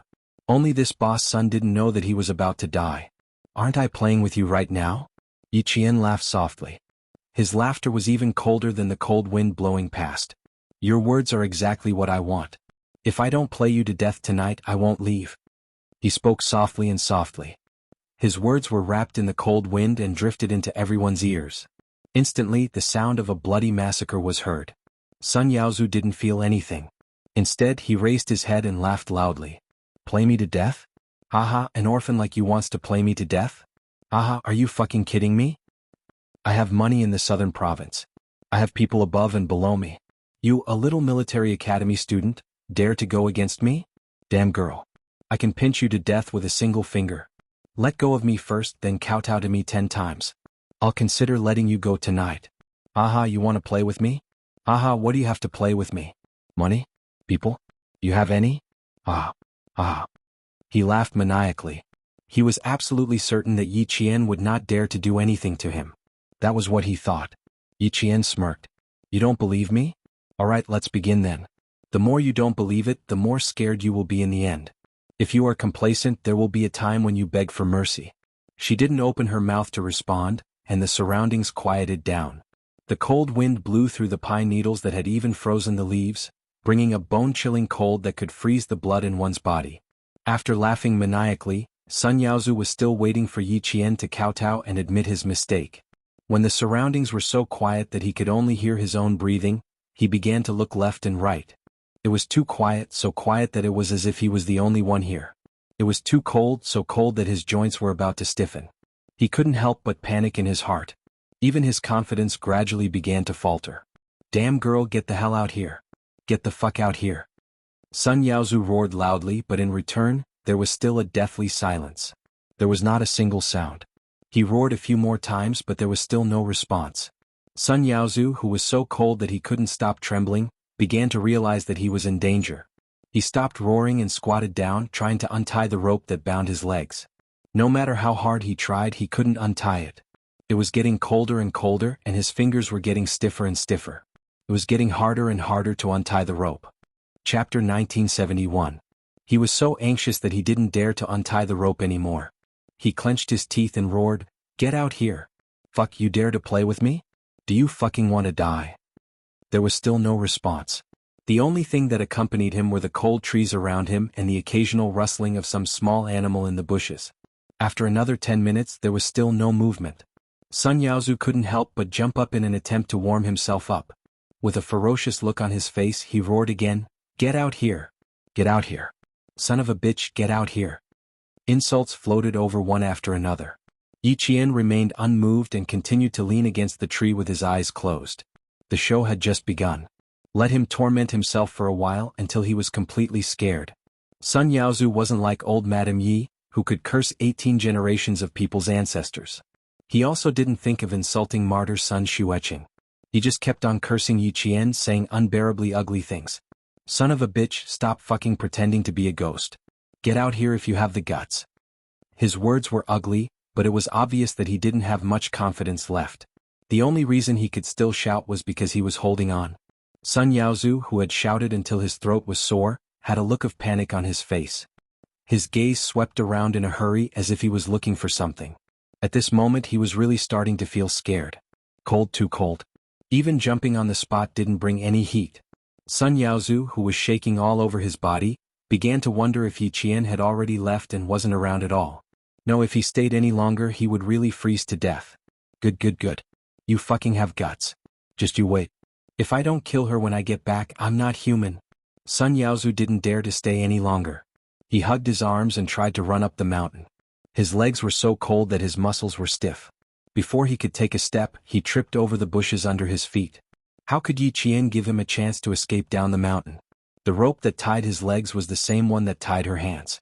It was tied with a professional knot in the army and could only be cut with a sharp tool. After struggling for almost an hour before Yi Qian could even make a move, Sun Yaozu, whose face was bruised and swollen from the fall, was so cold that he no longer had any strength to struggle. His teeth were chattering, and his whole body was curled up into a ball, trying to use this method to keep himself warm. He didn't want to die. He didn't want to die. He had earned so much money and achieved his current status. He didn't want to die. He didn't want to die at all. Why didn't those good-for-nothings at home realize that he was missing? Where were the bodyguards that he had spent so much money on? All of them are fucking useless freeloaders. Damned old hag, if I go back and meddle in your business again, I won't be human. Sun Yaozu, who was so cold that even his head was trembling, clenched his teeth tightly. He cursed fiercely in his heart. Yi Qian, who didn't want to freeze him to death for the time being, saw that it was about time. Finally, she took a step out of the darkness. Her feet trampled over dead branches and leaves as she walked in front of Sun Yaozu. She turned on a dim blue flashlight. Her expression was cold as she looked down at him condescendingly. Sun Yaozu, the cold doesn't feel good, right? Sun Yaozu, who was so cold that he was about to lose consciousness, vaguely heard someone talking. He struggled to lift his eyes, but only saw a dim blue light. As for who was talking to him, he couldn't tell at that moment. Save me. Save me. Someone wants to kill me. Save me. He subconsciously asked for help. There was no trace of his initial arrogance. Chapter 1972. Sun Yaozu, whose lips had turned purple from the cold, did not know that the person he was asking for help was Yi Jian. With only a ball of blue light in front of him, he raised his heavy eyelids and kept murmuring, "Save me, save me." Yi Qian, who was not moved at all, asked coldly, "Why did you shoot my mother?" "Shoot? What do you mean shoot?" Sun Yaozu answered with his eyes closed.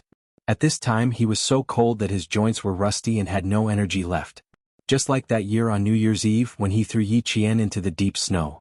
Seeing this, Yi Qian broke off a tree branch and turned around to pick up the dirty coat she stepped on. He threw it directly onto Sun Yaozu, who was gradually losing consciousness from the cold. The coat was made of thick wool and could clearly protect him from the cold. Sun Yaozu, who instinctively wanted to live, tried his best to hold on to the warm coat. His fat body shrunk as if he was trying to squeeze himself into the coat. At this moment, the insufferably arrogant Sun Yaozu no longer had the awe-inspiring aura from before. He was no different from a beggar fighting only for a meal. Yi Qian's eyes were full of mockery. It had only been a little more than an hour and 12 minutes. Back then, when she was only a few years old, she had been frozen for more than 3 hours. She listened to the laughter and chatter in the house. She listened to Yi Ying's happy voice when she received the money. She listened to Yi Zhixiang's proud voice when she talked about how much money her family had made in the coastal area. She also listened to Sun Dongqing's flattery. They stayed in the warm house, eating meat and drinking wine for the new year. She shouted, cried, and begged. Who would even look at her? He kicked her unconscious and threw her outside. Sun Yaozu, tonight is your retribution. Recalling the past, Yi Qian's calm eyes suddenly turned cold and ruthless. He lifted his leg and kicked Sun Yaozu's chest. This was the place where she was kicked that year. An eye for an eye, fair. What she could not take revenge in her previous life, she had to pay it back little by little in this life. Sun Yaozu, who finally had some warmth in his heart, was kicked to the throat and coughed violently. It also kicked him back to his senses. The kick was not light. If it were not for his fat, his ribs would have been broken. Even though his bones were not broken, he was in so much pain that he arched his body and fell to the ground. Before he could recover from the pain, he clearly heard a familiar voice asking him coldly, "Why did you shoot my mother?" Because of this cold voice, he suddenly became clearer. It's that damned girl, the one who dared to risk her life with him. Goza. Before he could say anything else, his voice suddenly, he let out a scream. In the dim blue light, Yi Jian could see that Sun Yaozu's wrist was bent at a strange angle. The number of people I've killed is definitely more than yours. Yi Jian twisted his wrist and looked at him with a murderous look in her eyes. It's more than you think. You said that I don't dare to kill you? Bye. Don't challenge my patience and don't waste our time. We can't afford to waste time. His gaze was as sharp as the sharpest blade. Yi Qian asked again, "Back then why did you shoot my mother?" Sun Yaozu had never seen Yi Qian like this. The Yi Qian who was so cold that his heart trembled, and the Yi Qian who was so unfamiliar to him. Chapter 1973. He chuckled softly, his eyes filled with provocation. His frozen purple lips trembled as he said, "Let go of me, and I'll tell you." A student dared to say that he had killed many people? Ah, did he think he was a fool? A military school student dared to kill people? Could he continue to study after killing people? Aha, was he trying to lie to Grandpa's son? There was only one way to deal with someone who always thought he was strong, and that was to show him what it meant to be stronger. Yi Jian took out a small knife from her pocket and smiled faintly at Sun Yaozu. She grabbed two of Sun Yaozu's fingers and a cold light flashed in her dark eyes. The moment she swung the knife, Sun Yaozu covered his little finger and ring finger that had been cut in half and screamed in pain. Ow, ow, ow. His screams traveled quite far, and even scared a few birds away from their nests. "Let me give you a gift for our first meeting. Kindly accept it." Yi Qian wiped the blood-stained knife on his coat and smiled faintly. "Your knife is very sharp. It's quite handy for me." Yi Qian, who had been captured, did not carry any other weapons other than the silver wire on his wrist. This small knife was the one Sun Yaozu had wanted to use in the basement to stab Yi Qian in one of his eyes. Now that she was using it, it was quite good. "Speak properly. If you say something wrong, I'll continue to cut off your other 8 fingers. As long as you can withstand it, I'll be happy to play with you," Yi Qian said faintly. He did not take another look at the blood in his eyes. "Take a good look at the 2 fingers that I cut off. Next time I'll probably cut off the entire palm. If not, I'll leave a section for you." Yi Qian was already used to seeing blood. His 10 fingers were connected to his heart. Being cut in half at once, the immense pain directly cut off Sun Yaozu's domineering confidence. Holding his fingers, he moved along with the dim blue light and saw the 2 halves of his fingers that he had cut off. Bloody fingers, neat white broken bones. She cut them off so easily. It was actually quite difficult to make someone who was used to being tyrannical suddenly become afraid. Facing his 2 broken fingers, although Sun Yaozu was afraid, he wasn't so afraid that he would beg for mercy. He still forced himself to maintain a fierce expression and glared at Yi Qian. "How dare you? Of course I dare. Don't you believe me? Don't worry, I'll just cut off 2 more of your fingers." Yi Qian raised his eyebrows. He didn't give Sun Yaozu any chance to react. He reached out and grabbed Sun Yaozu's other hand as fast as lightning. The cold gleam of the knife slashed across Sun Yaozu's eyes. His pupils constricted, and the sound that came out of his throat was even more miserable than before. Yi Qian laughed coldly. "There are only 6 left. If you still don't believe me, then keep peeling." Sun Yaozu, who was screaming miserably, believed it. He really believed it. It was only now that he understood that the Yi Qian he was facing was not the Yi Qian he knew at all. It was also not the Yi Qian that he thought was easy to deal with. She easily cut off half of his fingers without a trace of fear. It was as if she had done this kind of thing so many times that she was completely numb. Thinking of this, Sun Yaozu, who had always been domineering, was finally so scared that his eyes were filled with terror. He fell to the ground and could no longer hold his hands tightly. He was in so much pain that sweat broke out on his forehead and he ground his teeth. The wretched girl that he was calling out and the bastard that he was cursing would really kill her. She would really kill her. Chapter 1974. The pain in his body told him that the wretched girl he looked down on was actually a ruthless character. How many people could cut someone's finger just like that? The coldness on his body told him that it was the wretched girl he looked down on who had planned to bring him to the mountains. How could such a ruthless person be caught by his men so easily? Moreover, she was able to escape from the 4 bodyguards he had hired at a high price and come back so easily. She had planned everything long ago and was just waiting for him to fall into her trap. The cold and painful Sun Yaozu finally realized that he had fallen into her trap. Just like she said, she was actually waiting for him to come over. Sun Yaozu's heart was trembling, but he did not dare to continue crying out in pain. His teeth trembled as he said, I'll talk. Let me go, I'll tell you everything." He stated his conditions, but in return Yi Qian sneered contemptuously. "What right do you have to negotiate with me? Money? People? You'll lose everything if you die? Unfortunately, I don't care about what you have. What right do you have to negotiate with me? Back then, why did you shoot my mother?" she asked sternly again. Sun Yaozu, who was terrified, trembled as if the doorknob in his mouth was broken. He was so shocked that he blurted out a lot at once. "Smuggling. Back then, when I was working as a smuggler, every batch of goods that came from the sea didn't need to be inspected. I don't know when your mother came over. One day she accidentally found out that I was helping to move the goods. The smuggled goods couldn't go through the docks, so they went through the undeveloped seaside. The workers were all controlled vagrants. Your mother happened to see me moving the goods that day and recognized me at a glance. She thought that I was being controlled and was very anxious. She found me when I was moving the second batch of goods. At that time, I didn't think that there was anything wrong with her. I thought that she was sent by the people in the army to cooperate with us. Fortunately, your mother spoke first. Although your mother didn't say why she came over, the people in the army greeted us and said that there might be someone who had mixed in with our route and that we should be careful. Your mother asked me, "How long have you been here?" Then I understood that your mother was sent to find out about the smuggling route and not to help us. Your mother left a few days later. Before she left, she said that she was going to save me. Your mother is from Sunjiawan, and I'm also from Sunjiawan. My grandfather and your grandfather have the same grandfather and we're relatives. In addition, my mother helped your grandfather's family before, and your mother has always remembered this favor. She wants to save me. I didn't want your mother's life. It was your mother who was stubborn and wanted to blow things up. I can't coax your mother and deliberately let her continue to misunderstand that I'm being controlled while quickly telling the news to the person convenient for us. I don't know who that person is. I only know that he is from the army. I received a message from that person saying that your mother cannot be left alive. He will plan to get rid of your mother. A month later, the army sent a special force to encircle us. Your mother was one of them. That night, the mountain was filled with gunshots. I was so scared that I didn't dare to move, but I didn't expect your mother to find me. I was so scared that my legs went weak. I thought your mother was coming to kill me, so I shouted, "She's here." Your mother reacted really quickly and immediately realized that there was something wrong with me. She was shocked and angry. She shouted my name in her native language and even pulled out a knife to stab me. Chapter 1975. My eyes were blinded by your mother, but I wasn't the one who shot her. I didn't have a gun.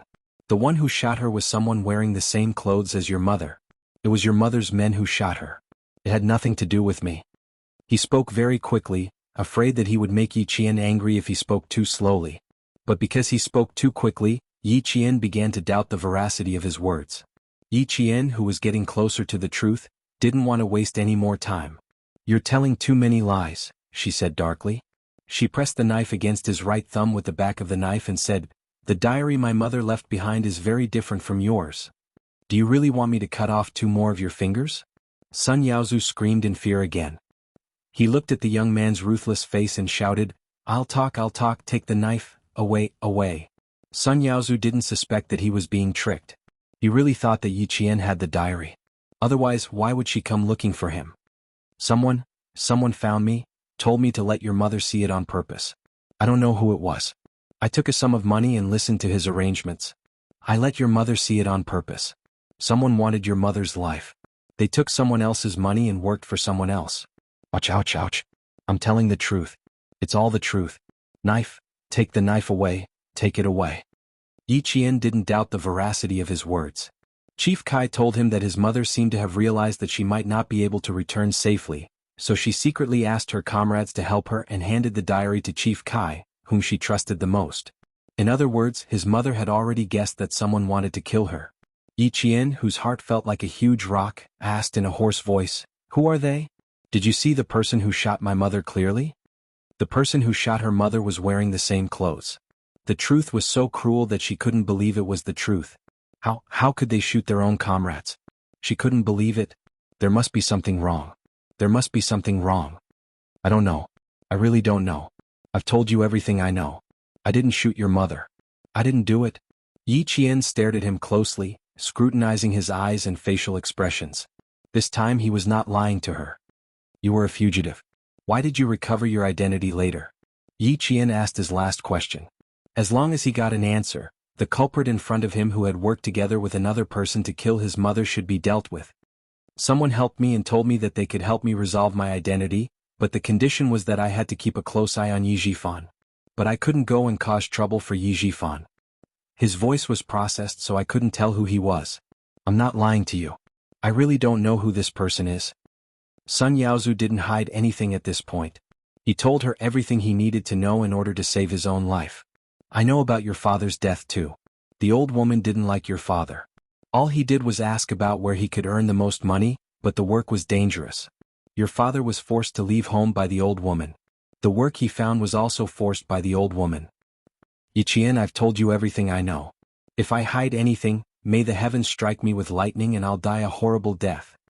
He even swore a deadly oath. Yi Qian, who knew enough, glanced at Sun Yaozu, who still thought he could leave this place alive. He smiled faintly and said, "Okay, I got it. I'll continue to investigate what you said." She would continue to investigate until she found the truth. Chapter 1976. In the face of difficulties, Yi Qian in this life would always face them head-on. Even though she could tell from Sun Yaozu's words that her mother's sacrifice involved the higher-ups of the army, she wasn't afraid. She wouldn't risk her life to find out the truth. Having been reborn, she cherished her life very much. She wanted to find out the truth, and she also needed to protect her own life. As a martyr, her mother shouldn't have sacrificed herself like this. How could she have died under the gun of her comrades? She didn't believe it at all. Mother's comrades like Chief Kai, and those uncles who never showed up but were still investigating in secret. They were loyal, hot-blooded, and had an unwavering sense of justice. How could someone like them raise a gun and shoot at their own comrades? She didn't believe it at all. When Sun Yaozu heard Yi Qian say that she would investigate thoroughly, a sinister sneer flashed across his eyes. Investigate thoroughly? Aha, that's right. He admitted that he had underestimated Yi Qian. He also knew that he had been too careless. He had fallen into her trap and almost froze to death on the mountain. But she said that she would investigate thoroughly. Haha, although she was a ruthless person, she was a ruthless person who didn't know the immensity of heaven and earth. That person could easily mobilize an army and cooperate with a smuggling team. She even had a way to collect illegal money. Would someone like that be afraid of being investigated?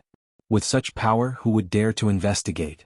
She actually said that she would investigate thoroughly? Fine, he would wait for her to investigate thoroughly. If she did, she would end up like her mother. She would end up losing her life. Sun Yaozu, who didn't notice anything from her indifferent expression, sneered in his heart. He put on his coat and his body of fat warmed up his limbs. His mind became active again. He smiled ingratiatingly and said, Okay. Investigate. I won't disturb your investigation. I have to go. If I don't go now, I'll be covered in blood. I'm afraid I'll bring you trouble. Ha, was he threatening her? Yi Qian sneered. You won't bring me trouble. You won't have the chance to bring me trouble. She was involved in the murder of her mother and she still wanted to leave alive? Naive. Looking at Yi Qian, who was smiling at him, Sun Yaozu narrowed his eyes. He swallowed hard. You, what do you mean? Aren't my intentions clear enough? Yi Qian raised his eyebrows. Oh, that's right. You think I don't dare to kill you? Wrong. Didn't I just say it? I've killed many more people than you can imagine, and... There was a cold smile on Yi Qian's beautiful face. She slowly bent down and looked at the other party with a little coldness in her clear black eyes, as if there was a handful of snow. And it's all legal killing. Although killing you is not legal, it's still a very simple thing. The girl in front of him smiled faintly. Her youthful face gradually overlapped with the face in his memories, as if they were the same person. The only difference was that the Rong Yan in his memory was worried about him and told him that she would definitely save him. But the youthful face in front of him was filled with murderous intent. One wanted to save him, the other wanted to kill him. Sun Yaozu retreated in horror, trying to find a place where he could feel safe. No, you can't do this. Murder is against the law. Aren't you a military academy student? How dare you kill me? If you kill me, you won't have a good ending. Chapter 1977. If I don't kill you, do you think I'll let the tiger return to the mountain and wait for you to come back and kill me? Yi Qian laughed. His dark eyes were filled with endless murderous intent. Do you think I'm stupid enough to wait for you to come and kill me? I don't want to do it myself. I'll just kill you the way you tried to kill me back then. No, if you kill me you'll be destroying yourself. Yi Qian, it wasn't easy for you to get to where you are today. Yes. Look at how hard it was for you to escape from the Yi family. Now Yi Jifan can't do anything to you. Yi Ying will forever be inferior to you. You can't kill me. If you kill me you'll go to jail. Sun Yaozu, who was so cold that he was about to lose consciousness, now truly felt that he was going to die here. Fear and panic came crashing over him like a raging tide. He was very, very afraid of death. He never thought that death would be so close to him. Right now he could only beg for mercy. He cried bitterly and begged for mercy. He wanted to live. He didn't want to die. A life for a life. If you kill me you won't have a good ending either. If Yi Ying knew about this, she would be so happy that she would immediately return to the country. Yi Jifan and Sun Dongqing would be even happier. Yi Qian, let me go. I beg you, let me go. Tell me. Tell me what you want me to do. I'll definitely work for you obediently from now on. Old hag Yi, you must hate her, right? She also took money back then. She also had a part to play in killing your mother. I'll get rid of her for you, okay? If you let me go, I'll be a dog in your hands from now on. If you tell me to go east, I won't go west. In order to live, Sun Yaozu threw away all of his dignity just to live. As long as he was alive, there would be a chance for revenge. However, Yi Qian laughed softly when she heard this. She had always been a narrow-minded person. Seeing him kowtow to her and beg for mercy, she had to admit that it felt good to see it. Alright, I won't tease you anymore. Sun Yaozu's eyes lit up when he heard Yi Qian's words. He thought that Yi Qian was just teasing him when he said he would kill him. He was so scared that his beer belly deflated a little. Then he heard Yi Qian say coldly, I'll let you go as soon as possible. It's boring to tease you for too long. From heaven to hell, Yi Qian only needed to say a few words. Sun Yaozu looked at her and raised her hand. Someone walked out of the darkness and asked her respectfully, Are you going to tie him to the tree directly? Yes, and he's wearing too many clothes. Let's take them off. Yi Qian's casual words made Sun Yaozu completely despair. His fat legs twitched violently a few times, and a strong smell of urine drifted over with the cold wind. The man standing in front of Yi Qian glanced down and said to Yi Qian without changing his expression, The car is parked at the foot of the mountain. We still need to walk some distance before we can get there. We'll take care of the rest. The 2 foreign bodyguards have also been taken care of. As long as we clean up this place, we'll be done. The subordinates that Ho Zi sent to Yi Qian were all his trusted aides. They were all quite capable and always did things cleanly. Not even a fingerprint would be left behind at the scene. Before he finished listening, Sun Yaozu's eyes rolled back a few times and he actually fainted from fear. Yi Qian didn't stay. Ho Zi said at the time that it would be better for him to take care of the rest of the matters. Just as Sun Yaozu said, it wasn't worth it to ruin her own future for him. Looking back at Sun Yaozu, who was tied to the tree like a dead pig, Yi Qian narrowed his eyes slightly. He hid his deep sharpness and left the scene with a calm and fearless aura. After taking care of Sun Yaozu, what awaited her next was an even bigger storm. And she was already prepared. Chapter 1978. After Yi Qian left for a while, the man in charge of handling the aftermath gave Ho Zi a call. At that time it was almost 3 in the morning. Ho Zi was anxious to go to the Yu family for the new year. After coaxing Xia Yue to sleep, he sneaked out of bed and dealt with the important matters at hand. He had to rush back to the capital with his beloved woman to reunite with her family on New Year's Eve. While working at his desk, he heard his phone ring. He looked at the caller ID and suddenly remembered that he had a big matter to deal with outside. He was so busy that he had forgotten about it. He replied with a faint, hello, and his subordinates reported the situation at Mount Dalong. After knowing that Yi Qian had listened to his orders and did not personally deal with Sun Yaozu, he also did not make things difficult for his subordinates and went down the mountain. Ho Zi's slender fingers lightly knocked on his desk. A faint smile appeared on his handsome and mature face. Okay, I got it. Clean up the loose ends. It won't be very peaceful in the next few days. Brothers, be careful for a few days. Ho Zi still had his concerns. If it was in the past, he would not have to worry about dealing with a few people. He would have to personally instruct his subordinates to be careful for a few days. Ho Zi was used to controlling everything himself. Therefore, Yi Qian could only participate in the first half. When Yi Qian told him that he wanted to deal with Sun Yaozu, his suggestion was for him to deal with the loose ends. In his previous life, Yi Qian understood Ho Zi's way of doing things through the boss of the security company. In this life he had interacted with him many times. He knew that this was a gang leader who was used to controlling the entire situation. In the end, no matter what he said, she nodded. He did not want trouble after the incident. She did not want to trouble him at all. However, in the end he was still the one who troubled her. Naturally, she had to listen to his arrangements. Otherwise, she would be seen as someone who did not know what was good for her. Yi Qian's cooperation made Ho Zi feel a little surprised. This decisive girl did not refute him directly. After the incident, she would definitely do something to reassure him. This was her personality. Ho Zi also had this bad habit. However, she did not. She completely followed his instructions and cooperated. This made him a little surprised. She actually trusted him so much. She was not worried that he would not clean up the loose ends. In the end, she would lose everything. That's interesting. Ho Zi glanced at the phone on the desk. He stood up and stretched with a smile on his face. Tonight's work was over. Since she trusted him so much, he couldn't let her down. Yes, she also knew her limits and knew how to get along with him. Or it could be said that she was very clear about his style of doing things and understood his personality. If it was someone else who knew him so well, they would have said that he wouldn't live long, but she was the daughter-in-law that Old Six had chosen, and Iwei also admired her very much. For the sake of their relationship as a family in the future, he was very willing to help this girl who had relied on her own efforts to get to where she was today. Old Six, your wife is not simple. You are really lucky. At that time, a clan with 3 generals will be recorded in the annals of history. After saying that softly, Hosea turned off the lights and left the study.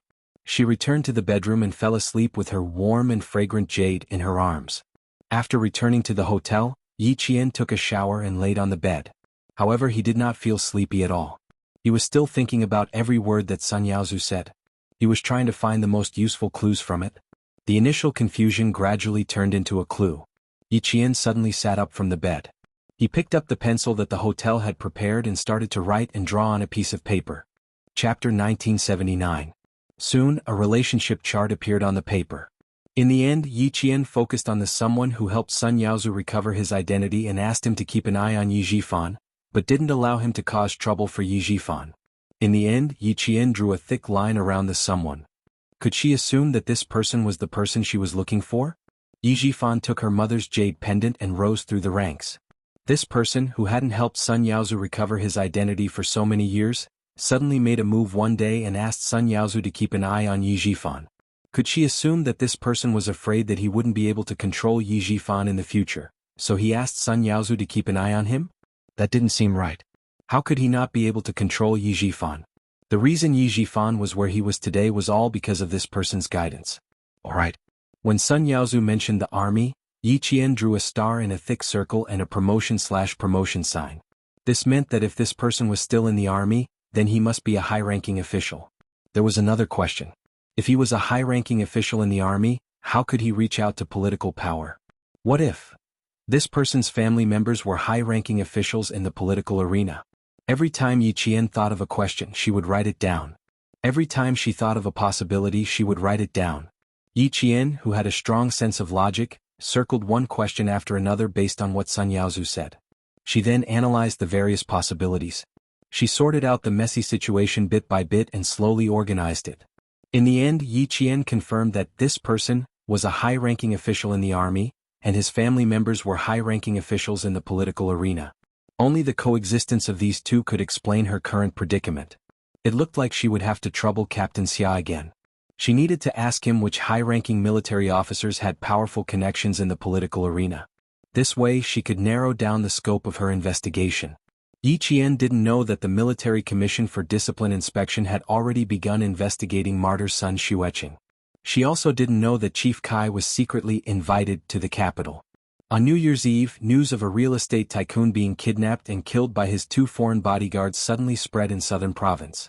For a time, the headlines of all the major newspapers were dominated by the real estate tycoon's death. According to the relevant investigation, the origins of the 2 foreign bodyguards are unknown. They did not go through the normal immigration process. The police suspect that the 2 foreigners may have criminal records. The police later investigated the 2 foreigners for repeatedly molesting women in entertainment venues and obtained relevant evidence. After Yi Qian finished reading the short paragraph, he stuffed the 2-yuan newspaper into the trash can. The police were suspicious of the 2 missing foreign bodyguards. They even took 2 blurry fingerprints from the crime scene and compared them with the fingerprints of the 2 missing foreign bodyguards. It had to be said that Yi Zhixiang had played a big role in this. Otherwise, the police wouldn't have only suspected the 2 foreign bodyguards. She told the police that she had heard 2 foreign bodyguards asking her husband, Sun Yaozu, for a higher commission, but they were rejected. Therefore, she suspected that the 2 foreign bodyguards must be holding a grudge. If he had a wife who lowered his IQ such as Yi Jifan and Sun Yaozu, she would only drag him down at critical moments. When old Madame Yi found out that her son-in-law, Sun Yaozu, had died from a nurse, her heart sank. When old Madame Yi thought of her son-in-law's murderer, the first person she thought of was Yi Qian. After being paralyzed for so long, although she had food, water and taken care of, she had still lost weight. Old Madame Yi pointed at the nurse with a trembling finger. She was so thin that her face completely revealed her mean nature. Her lips trembled as she asked sternly, You, what are you talking about? Chapter 1980. The young nurse did not have a good impression of the old lady, who was mean and would scold others at the slightest displeasure. But she was Director Ye's mother, so they didn't dare to say anything. They looked at each other and passed the newspaper to her. Look, we only found out after reading the newspaper. Real estate tycoon killed in kidnapping. The words that took up most of the page rushed into old Madame Ye's eyes. When she saw the name clearly, her body twitched violently. Her cloudy eyes flashed with obvious fear. She wasn't frightened because of Sun Yaozu's death. She was frightened because of what Yi Qian said before he left. She was the one who told her son-in-law to solve the problem in secret as soon as possible. She was the one who told him to clean it up before the new year. Because there were many crimes before the new year, as long as it was handled properly, the police wouldn't necessarily know if a life was lost. Who knew? The bastard was fine, but her son-in-law was in trouble. At this moment, old Madame Yi didn't think of the two foreign bodyguards as the culprit, but Yi Qian. Her intuition told her that Yi Qian had a lot to do with this. What a coincidence. She suspected that Yi Qian had something to do with her son-in-law's death. When she saw the newspaper and what her daughter Yi Zhixiang said to the reporters, she muttered, "Idiot, idiot." She was still holding the newspaper when she suddenly foamed at the mouth and fell out of the wheelchair. Just as Yi Qian said, old Madame Yi had a second stroke. Before she could tell Yi Zhixiang about her suspicions, old Madame Yi, who had a second stroke, wasn't as lucky as the first one. The doctors tried their best to save her, but they couldn't pull her back from death. Yi Zhixiang, who had just lost her husband, hadn't completely accepted it. When she heard the doctor say that old Madame Yi had passed away, she went crazy and threw her bag at the doctor. Trash. You're all a bunch of trash. You're all a bunch of quacks. I give your hospital more than 100,000 yuan a year, and you can't even save my mother. You're all a bunch of liars. The doctor wanted to comfort her, but he didn't expect a weapon to fall from the sky and hit him squarely on the head. When Yi Zhixiang came at him again, the doctor raised his hand to block it and quickly stepped back. He said sternly, "This is a hospital, not a place for you to be unreasonable." The old lady is easily irritable. Us doctors, nurses, and the nurses who take care of her have to remind her to pay attention to her emotions every day to prevent a second stroke. I remind him every day, but the old man turns a deaf ear every day. We've also made it very clear to the family about the consequences of a second stroke. Now the old man has suffered a second stroke due to emotional agitation. Our hospital is already doing our best to save him. If you continue to be so unreasonable, I will directly call the police. How could Yi Zhixiang listen? The two nurses who were driving her were kicked several times. Yi Zhifan, who had rushed over, happened to see Yi Zhixiang throwing a tantrum. His expression immediately darkened. What are you doing? Don't you think things are messy enough? Sun Dongqing, who came later, took a look and gloated, "She's never worried about messy things. The messier the better." Shut up. Yi Zhifan, who had been in a bad mood all day, glared at his wife and hurried over. "Doctor, something big happened to my sister's family, and now something happened to my mother. She's in a bad mood. Please forgive her." He didn't know that old Madame Yi hadn't been saved yet. For Yi Zhifan's sake, the doctor nodded with a cold face and didn't say anything else. He covered his bleeding forehead and left. Chapter 1981. Yi Zhifan's arrival was a relief to the hospital. Although he was a provincial official, he was not arrogant and had a good temper. He never made things difficult for others. Every time he came back, he would advise the old lady not to make things difficult for the hospital and to be more considerate. The staff in the nursing home were all looking forward to his arrival. After the doctor left, the nurse comforted him with a "my condolences," and quickly left. They could understand the family member's emotions after the death of a loved one, but it was wrong to hit someone. The doctor tried his best to save her, but not only did he not get a word of thanks, he was also beaten up. Anyone would be angry. After the staff left, Yi Zhifan's face darkened and he reprimanded, "Do you think this matter is not serious enough? Who do you think you are? You even hit the doctor. Do you really want to sit in the police station for a few days before you're happy? Things have never gone well for you. You've only made things worse. When the reporters interviewed you, look at what you said. You said it was definitely the work of the two foreign bodyguards. Are you sure? Even the police can't be sure. The old lady passed away. The doctor's hair was wet with sweat after saving her. You didn't even say, 'Thank you,' when you came up. You even hit someone. Yi Zhixiang, you're really something. You really think you're not afraid of anything just because you're rich? Listen to me carefully. Sun Yaozu and the old lady who made money for you are gone. If you continue to be so arrogant, you'll destroy the two children. Yi Jifan was indeed afraid that Yi Jixiang would drag him down. Things were different now. If anything happened to a government official, the media would swarm over like flies. They were just waiting for you to commit a crime so they could expose you. Although he had people protecting him, he was still cautious. If he were to become the subject of gossip because of his relationship with Yi Jixiang, he would definitely teach her a lesson. At this time, Yi Jifan was not concerned about the old lady's death. He was worried that Yi Jixiang would implicate him in the future. Yi Jixiang didn't inherit old Madame Ye's intelligence, but she inherited her temper. How could she be intimidated? Hearing this, she straightened her neck and roared, "Yi Jifan, don't put on airs in front of me." The moment she shouted, Yi Jifan's expression changed. If there weren't people walking around, he would have slapped her. Yi Jixiang seemed to have found a place to vent. Without looking at his expression, she pointed her finger and shouted, "My mother is gone. I know you two are happy.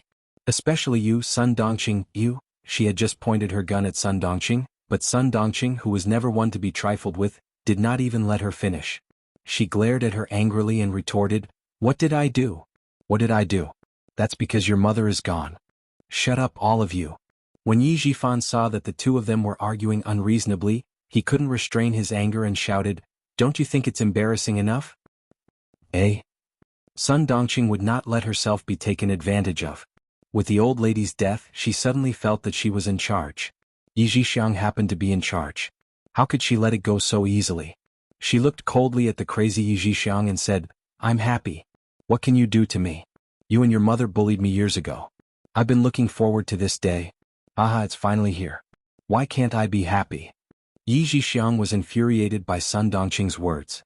She roared and swung her bag at Sun Dongqing's head. "Bitch, bitch. I'll kill you, bitch." Chapter 1982.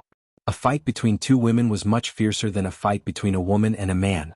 No matter how fast Yi Jifan's reaction was, he couldn't stop both of them at the same time. More and more onlookers gathered and more people were pointing at them. The doctors and nurses who heard the commotion had no choice but to join in. In the end, the security guards came out and evacuated the onlookers. Then they dragged the two shrews back to the doctor's office. Only then did the quarrel stop. The doctor couldn't stay. For Yi Jifan's sake, he said a few words like, "We all understand," to save some face for him.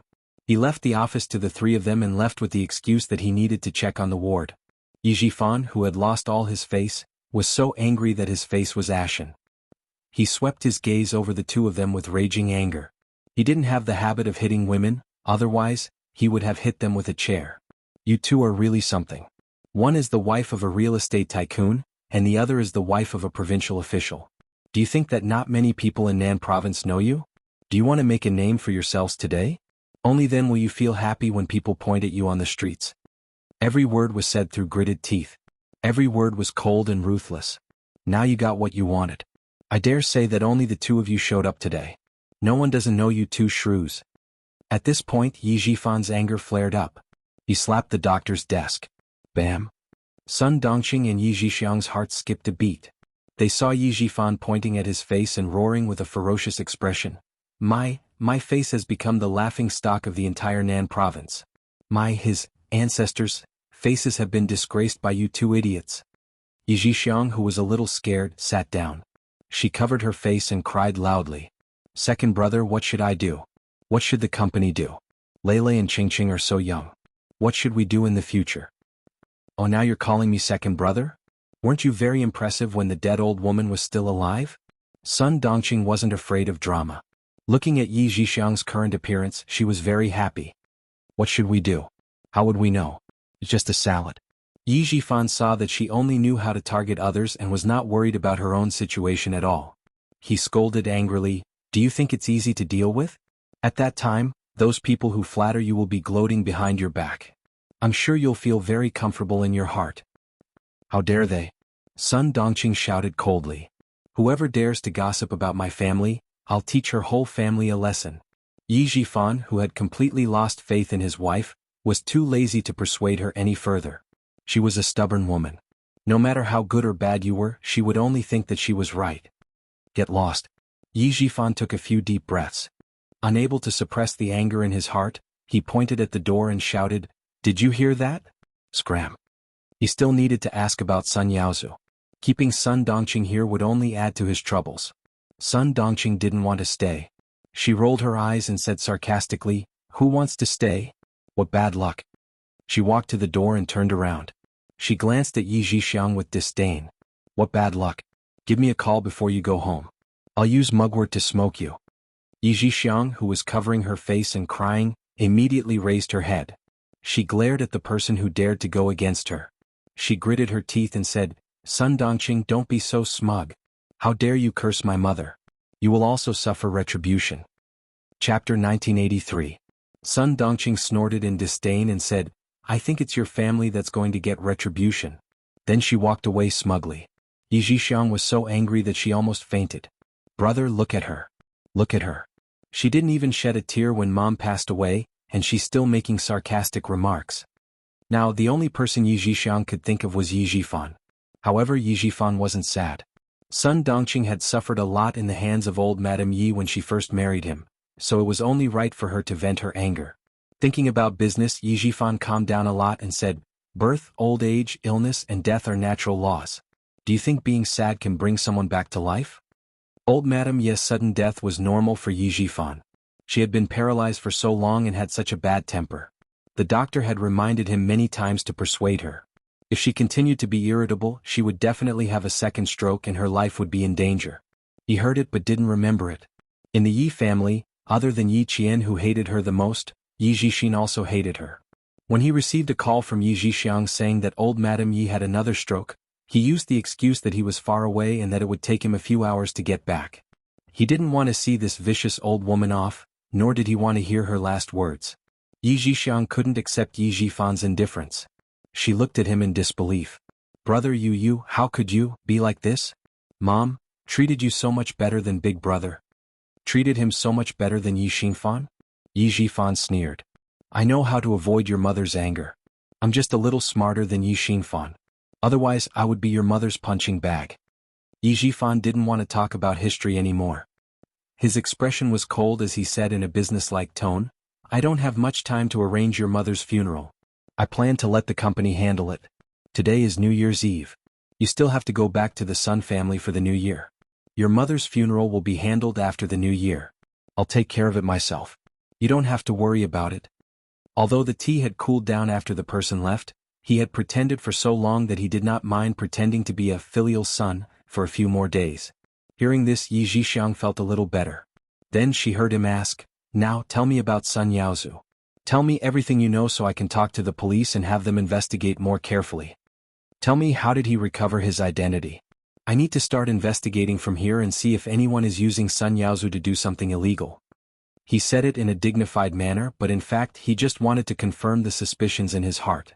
After hesitating for a while, Yi Zhixiang decided to tell her everything she knew. "He came home drunk that day and told me that if you ever dared to do anything wrong he would make you pay for it. I was a little curious and asked a few more questions. Only then did I know that there was a noble person helping me. The condition was to let Yaozu keep an eye on you.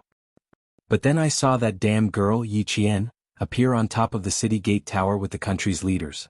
Then your good daughter hit me and sent me to the hospital. I forgot about it." Yi Zhifan's face darkened. He only guessed that the person might have helped Sun Yaozu, but he did not expect that person to want him to keep an eye on him. When he left the hospital, Yi Zhifan's heart was still in turmoil. He did not have half a second of peace. On New Year's Eve, Yi Zhifan's family was destined to not have a peaceful time. Yi Qian, who had returned to the sniper base, made dumplings with the soldiers and happily celebrated the new year. Chapter 1984. Yi Jian, who had been reborn in the second year of junior high, counted silently in her heart as she made dumplings. She realized that she didn't seem to have spent Chinese New Year in the army. She was either on the way to training or on the way to training. Looking at the less than 100 recruits and veterans of the sniper base gathered in the canteen to make dumplings in full swing, Japan's somewhat impetuous heart gradually calmed down. The familiar color and the familiar temperament were what she liked only in this life. Take it easy. Although there's still space in your stomachs, if each of you makes 100 dumplings, you'll have to make more than 1,000 dumplings tonight. If you can't finish them, you'll have to go back to the dormitory.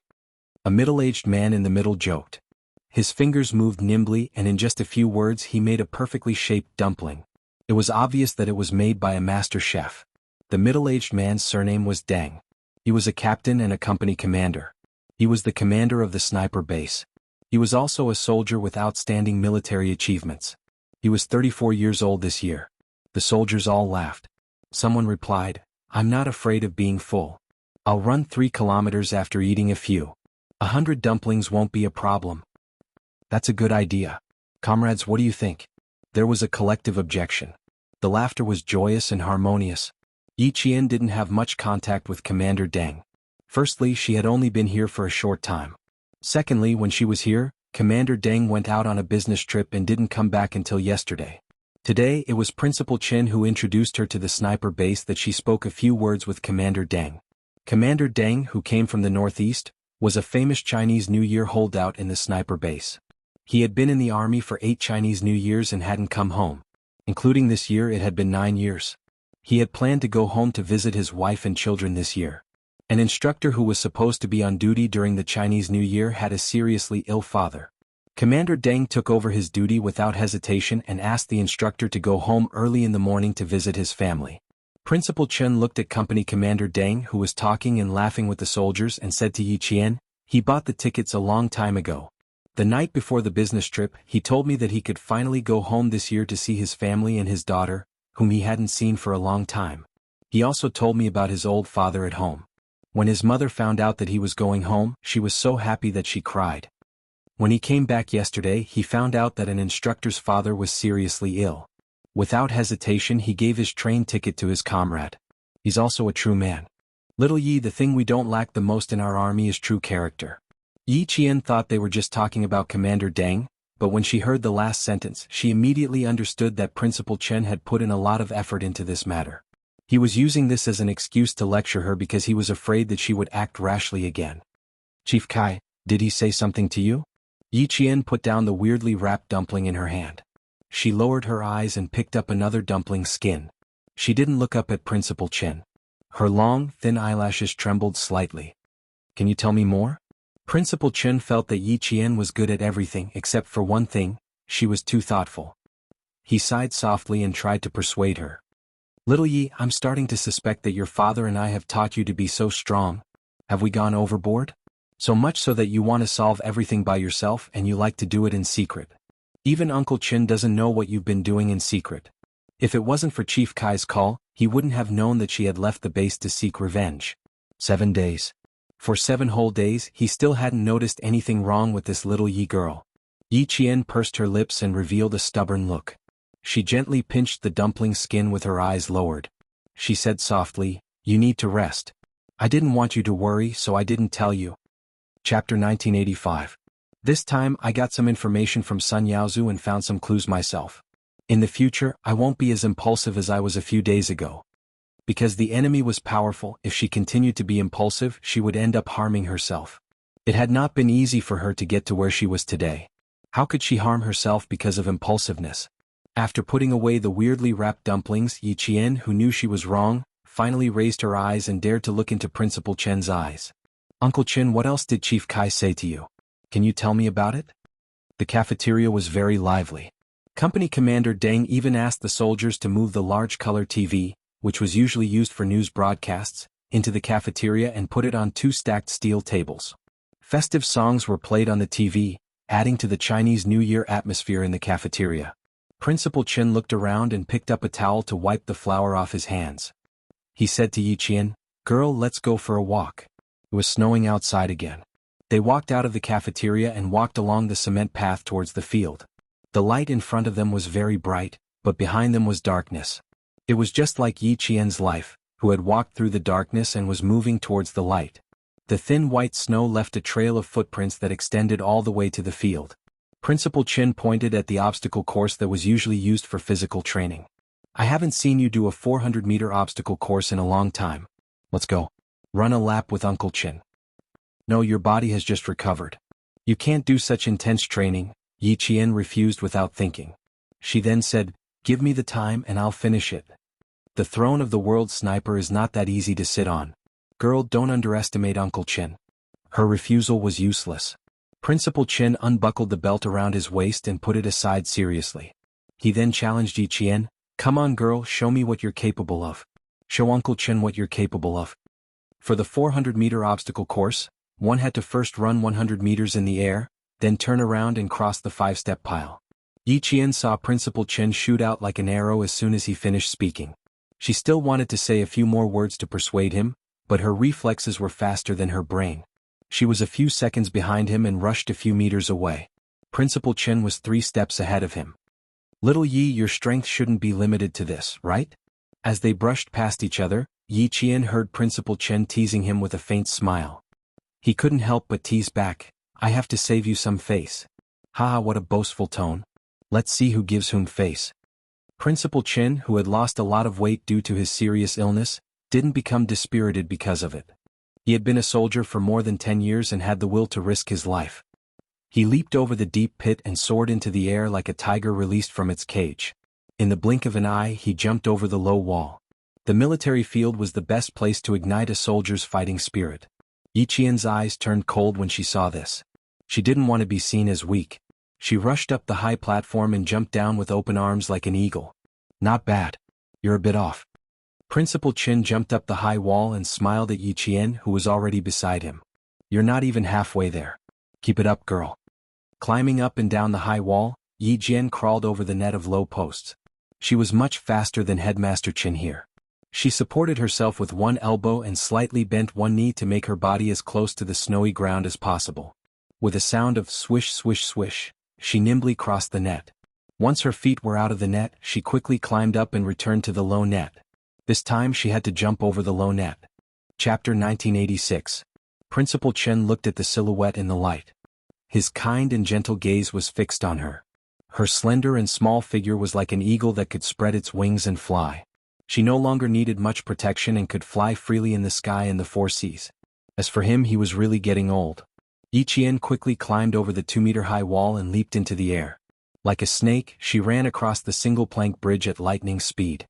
As if she felt something, she looked back and saw a figure standing proudly in the light, quietly looking at her. In the light, she saw Principal Chen smiling.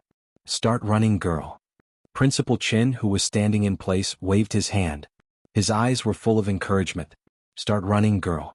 Your excitement has already begun. The scenery in front of you is the most beautiful scenery. You must enjoy it well.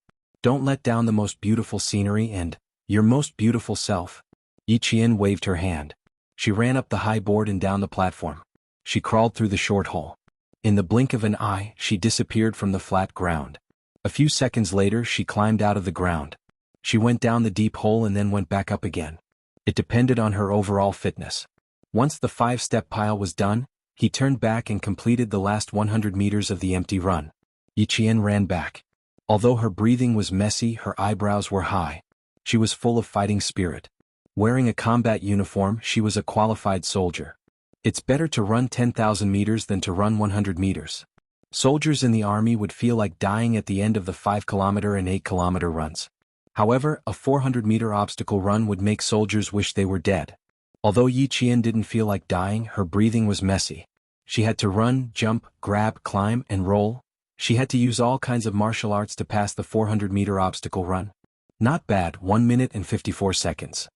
Principal Chen nodded with satisfaction. Although it's not a record, it's still possible to break it under 1 minute and 40 seconds if you train harder. Yi Qian smiled. "I heard that at the main entrance of a 400-meter obstacle course in the Linan military region, there is a stone with the words, 'Elite Soldier' written on it. On the back of the stone, there is a general who personally carved the name of a soldier who completed the obstacle in 1 minute and 22 seconds.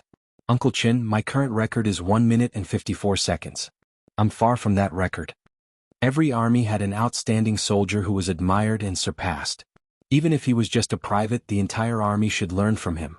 When she mentioned these soldiers who were admired by the other soldiers, her dark eyes were as bright as the stars. They were filled with fighting spirit. When Principal Chen saw this, he felt as if a stone had been lifted from his heart.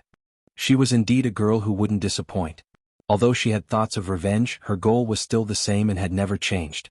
Uncle Chen believes that in the future, you will also become an outstanding soldier who will be admired and surpassed, just like your mother.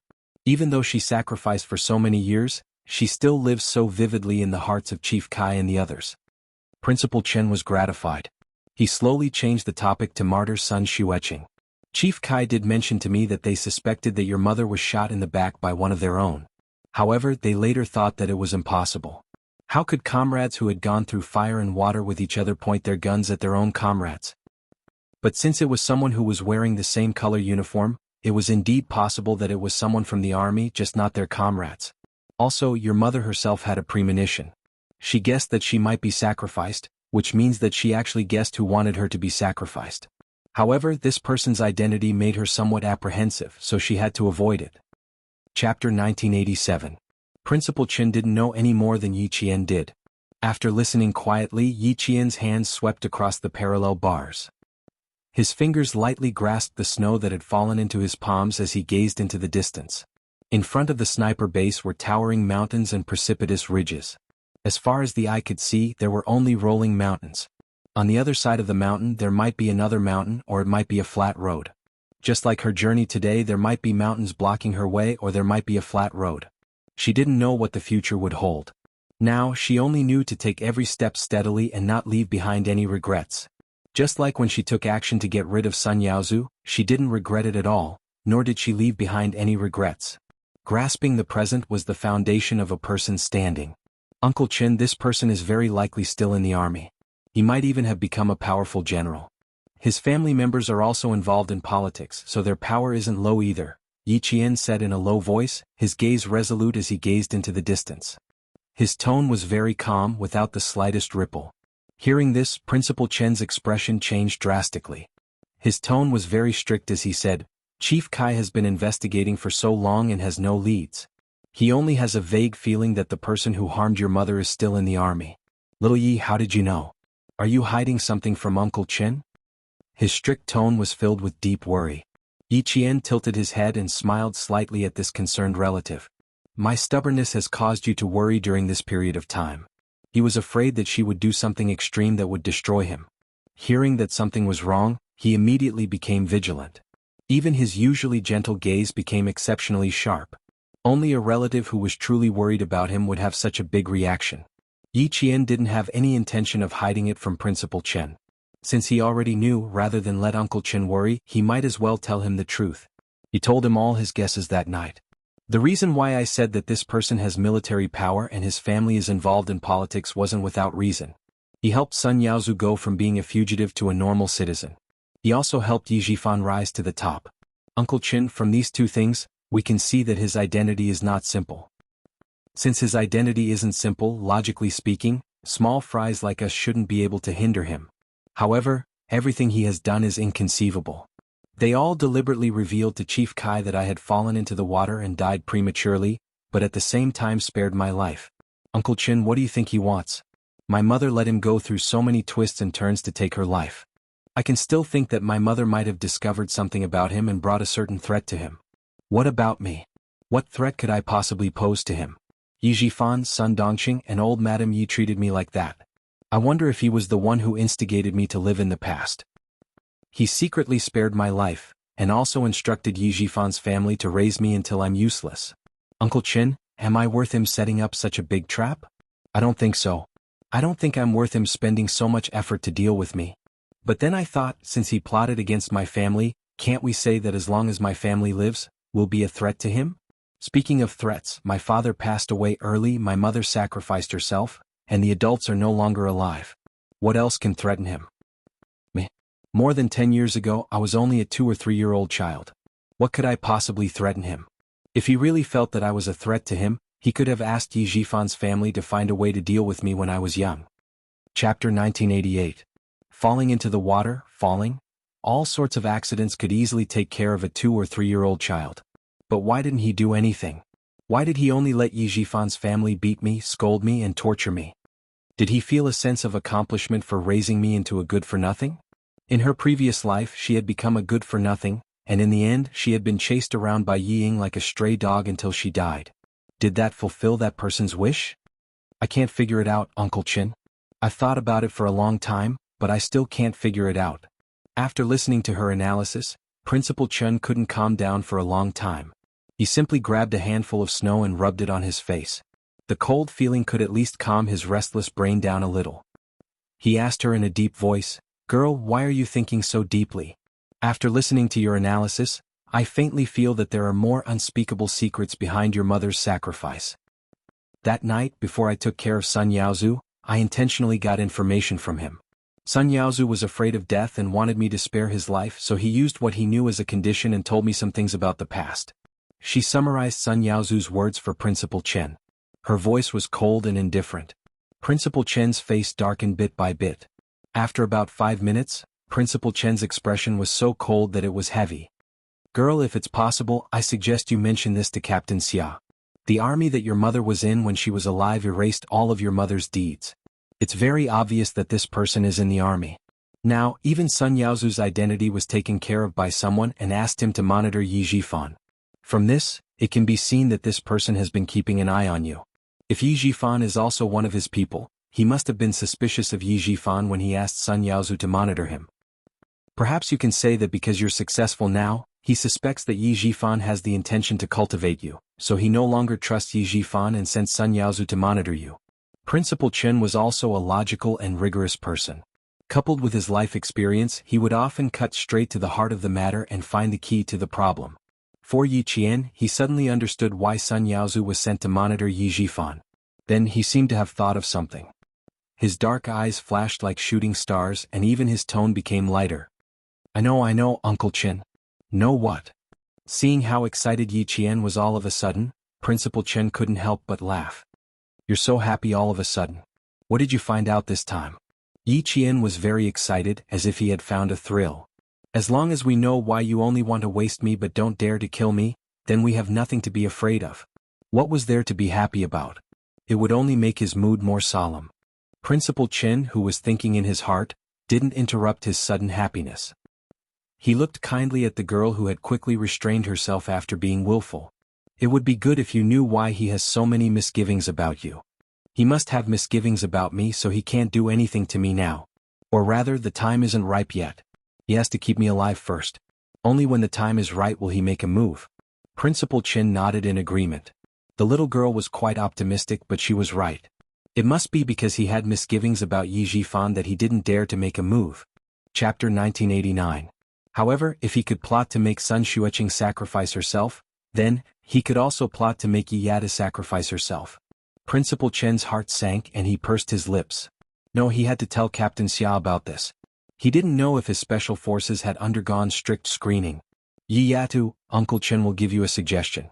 You can confess to Captain Xia about this. Revenge is important, but we need to act according to our abilities. Since the other party has a high position and power, you and I are not strong enough to fight him head-on. We must have external help. I know about Sun Yaozu's matter. Ho Zi, with your skills, you can deal with him secretly without leaving any traces. However, with Ho Zi's help, even if there are any problems, they won't be able to trace it back to you. Yi Qian had already pursed her lips. She didn't want to tell Captain Xia everything about her. She only wanted to ask Captain Xia about which generals in the army had powerful political power. Seeing her expression, how could Headmaster Chen not understand? There was a trace of regret in his heart. He regretted teaching her the principle of not asking for help in everything. He also regretted raising her to be too independent. He added, 2 people get along differently. Your matter to Captain Xia is his matter. He really takes your matter to heart and asked Ho Zi to help you as much as possible. He has already done so much. Do you still want to hide it from him and solve it yourself? Yi Qian opened her mouth and wanted to say something, but Principal Chen didn't give her a chance. He continued, if you really do that, I can tell you with certainty that Captain Xia will be very angry. Because he treats you as one of his own, but you treat him as an outsider who can't be trusted. Yadu, do you think that Captain Xia is an outsider? Yi Qian didn't hesitate and answered firmly, No, I don't think so. It's just that I don't want to trouble him too much. He has enough things to do and I don't want him to worry about me. As the commander of a special forces team, he had too many things to deal with. She couldn't bear to let him bear another burden. Her problem wasn't something that could be solved in a day or two, and it involved a lot of people. If she implicated him, she wouldn't be able to rest easy for the rest of her life. Child, aren't you usually very clever? Why are you so muddle-headed and worrying? Principal Chen's chest tightened a little. Seeing that she still hadn't reacted, he didn't know whether to laugh or cry. If he thought it was troublesome, why would he ask Ho Zi to take care of you? He's definitely not afraid of trouble and he doesn't think that you're trouble. In Captain Xia's heart, your problem was his problem. It was something that he had to solve personally. He placed you in his heart and only wished to share your burdens and relieve your worries. He only wished that you would be happy in the future. Since Uncle Chen has said so, you should understand. She knew that the two of them needed to be honest with each other and not deceive each other. Yi Qian understood. However, she treated the matter of avenging her mother as her own problem, so she didn't see the big picture and walked into a dead end.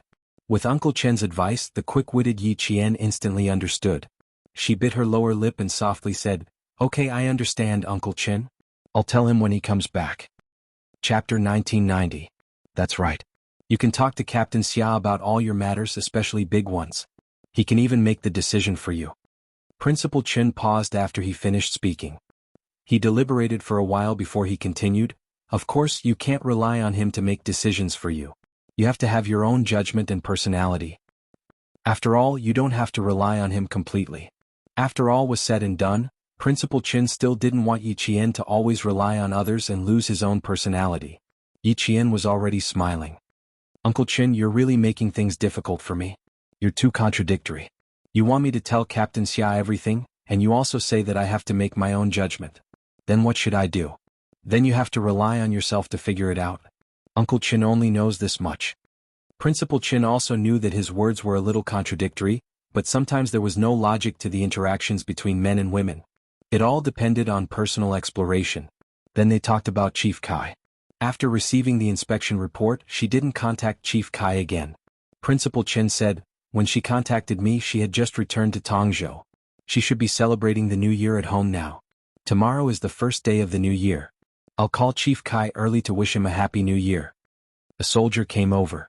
Before he even got close, he said happily, "Chief Instructor, the dumplings are cooked. Sergeant Deng invites you over to eat the dumplings and say a few words to us at the same time." Military leaders usually didn't just say a few words, but Yi Qian knew that Principal Chen really only said a few words. Hearing that, he laughed. "Don't really say a few words. You should at least say 10. What's the point of saying so much nonsense? I'll try my best to say 10 sentences." Principal Chen didn't think much of it. He walked over to the soldier who came over and asked about the situation in the cafeteria. Hearing the soldier laugh, the three of them returned to the cafeteria. It was very lively at the sniper base. Every face was overflowing with a happy smile.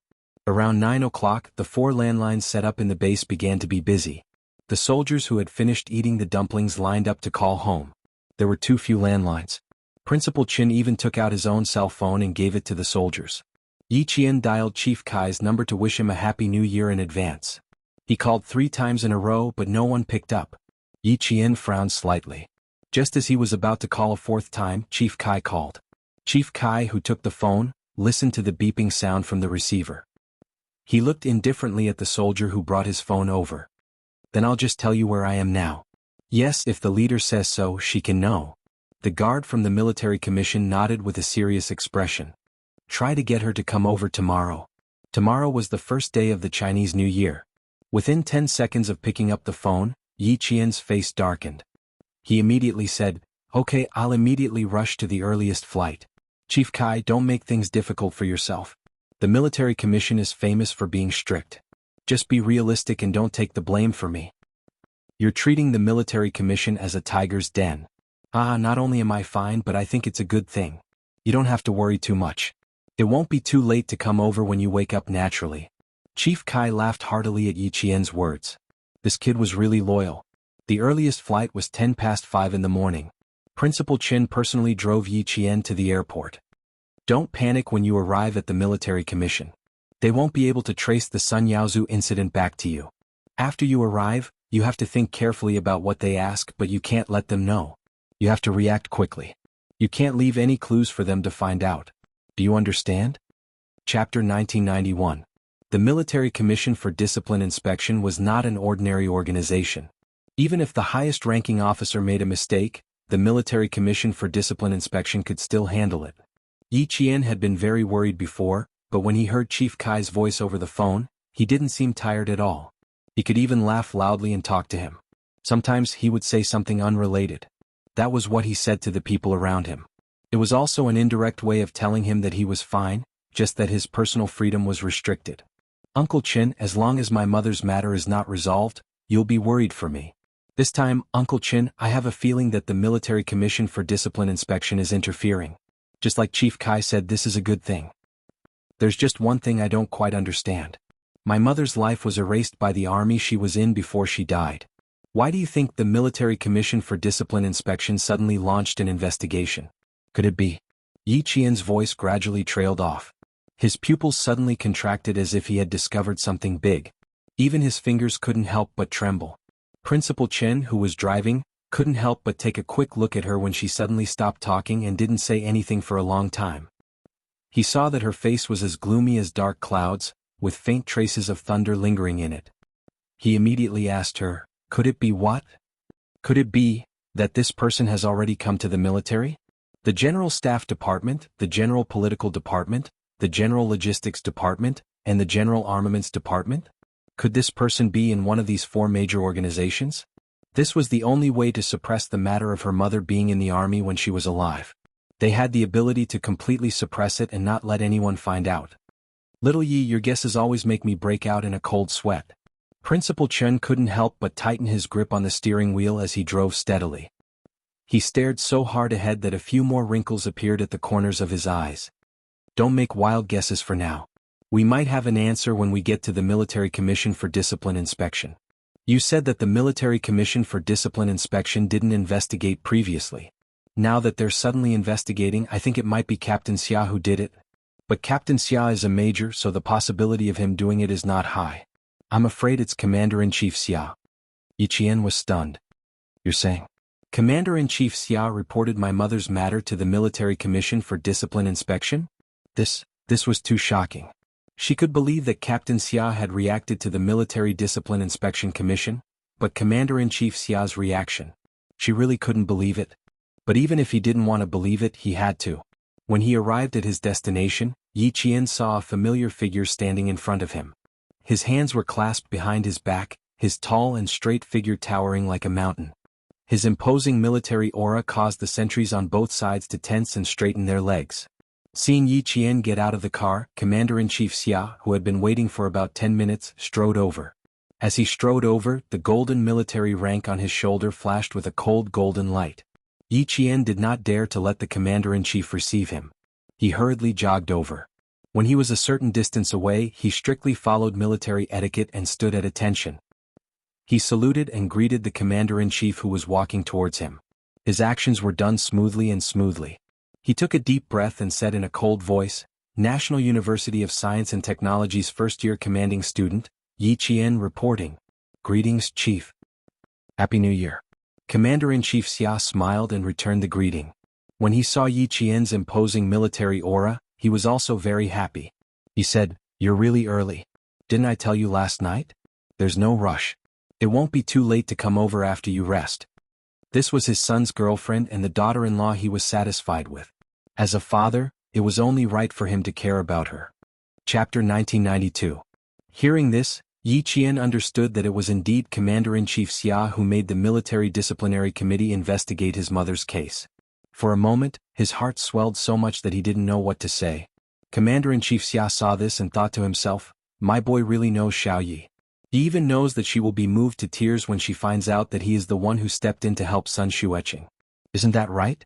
Look at how red her eyes are and how she is about to cry. This child. It's not easy. After going through so many hardships, he is still so pure and has the most sincere heart. It can be seen that his boy's taste is indeed better than his. Xiao Yi, you bleed but not cry. As a female soldier, although you are a little emotional, I still hope that you can be very calm and face everything calmly. Although Commander-in-Chief Xia spoke with a smile, his expression was still quite serious. Moreover, your matter is not your personal matter. It concerns the entire military. As the Commander-in-Chief, if I can't even handle this matter that shames the entire military, Xiao Yi, I don't need to step down myself. I will have to leave with my tail between my legs as soon as the General Assembly Hall issues an order. Yi Qian knew that his emotions were fluctuating.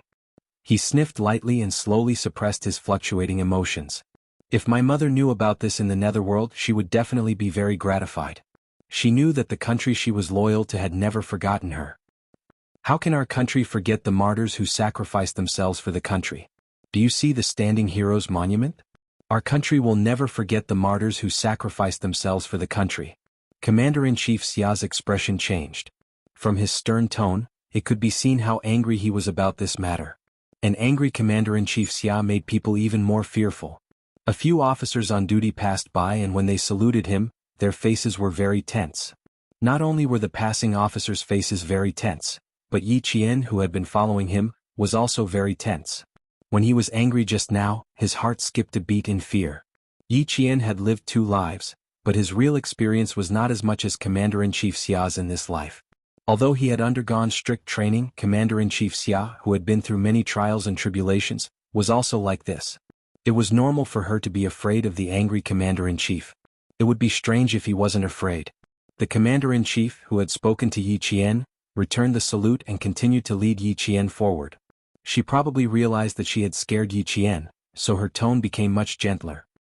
I originally planned to contact you on the 3rd or 4th day of Chinese New Year, but I didn't expect you to take the initiative to call Kai Zhizhang.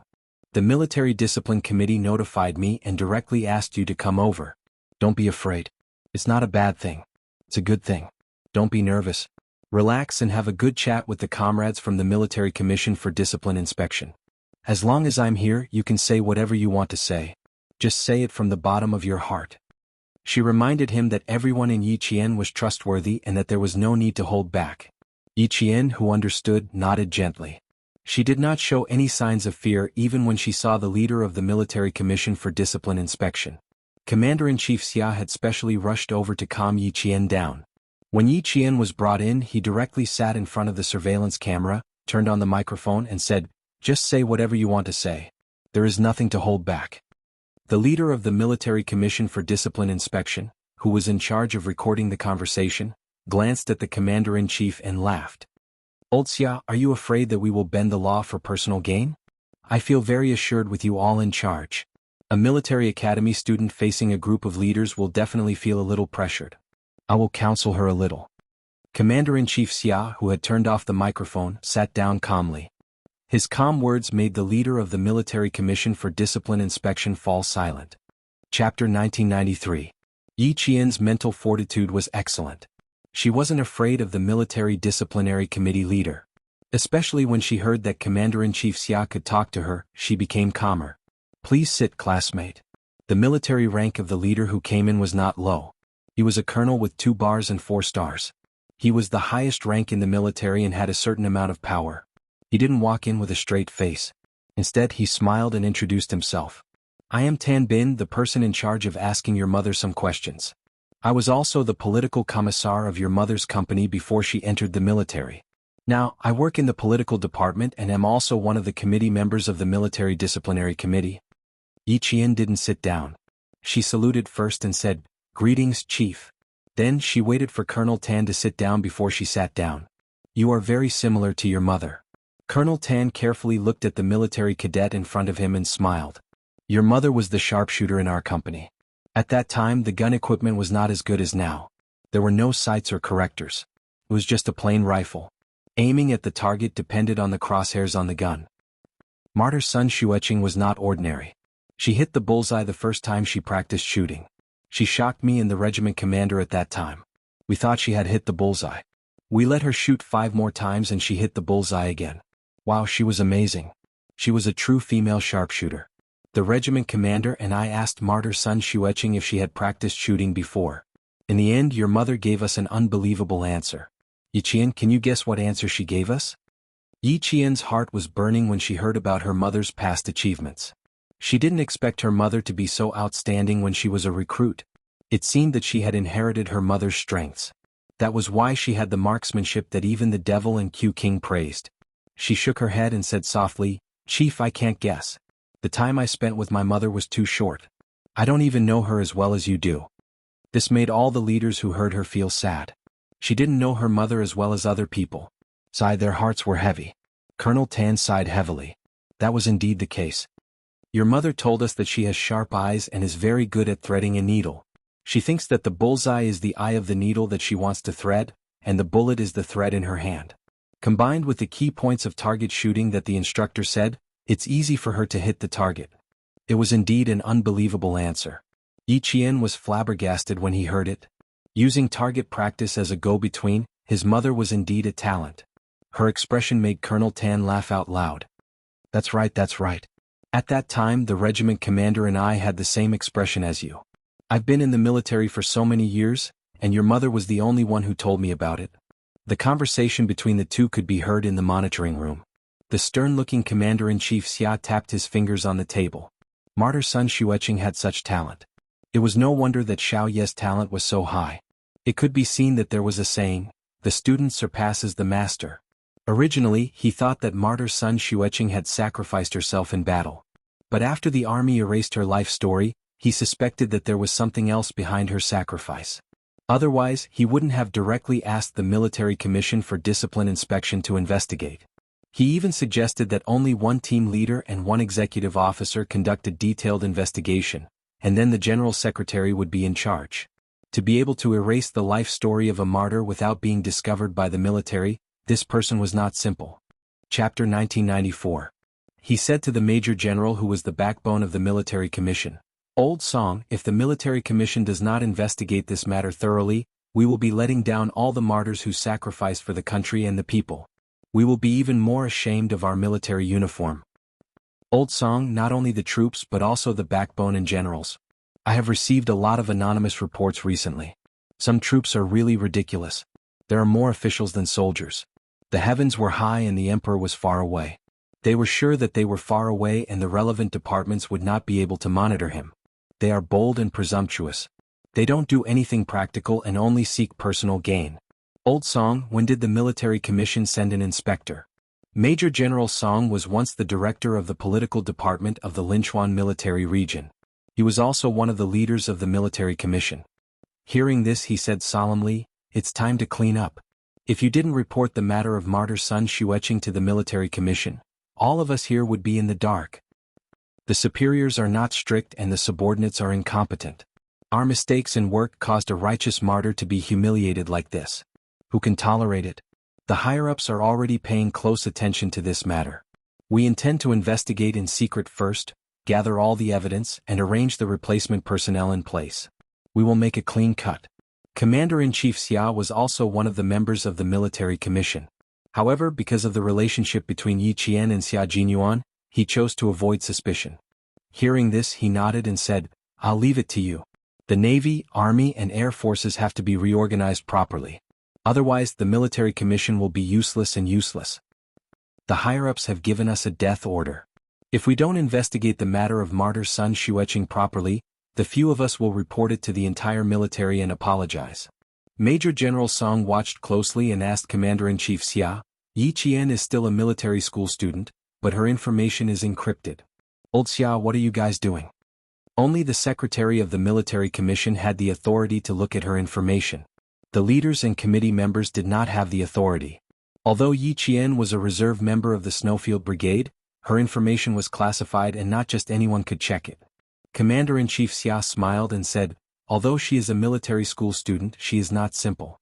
Martyr's son Xueqing is a sharpshooter and so is her daughter. Both mother and daughter are not simple.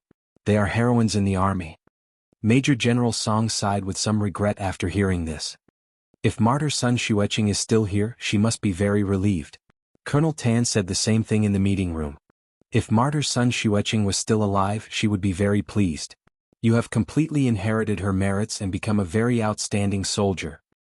Although I don't know my mother well from your tone, I can tell that she's an excellent soldier. I'm proud of her. The atmosphere was as relaxed as if they were having a casual conversation, but Yi Qian knew that the real conversation had yet to begin. What they were talking about now was just to make her lower her guard. Senior Colonel Tan saw that she had a slight smile on her face, and her expression was more relaxed than before. He smiled and said casually, Yes, we are all proud of her. It's a pity that she died so young. Chief, would you believe me if I told you that my mother's early death wasn't simple? Yi Qian immediately followed up with a cold and sharp tone. Chief, I suspect that my mother's sacrifice wasn't simple. The colonel wanted to test how much she knew about her mother. There was no need for that. Other than the matter about Sun Yaozu, she would tell him everything she knew and guessed. Chapter 1995.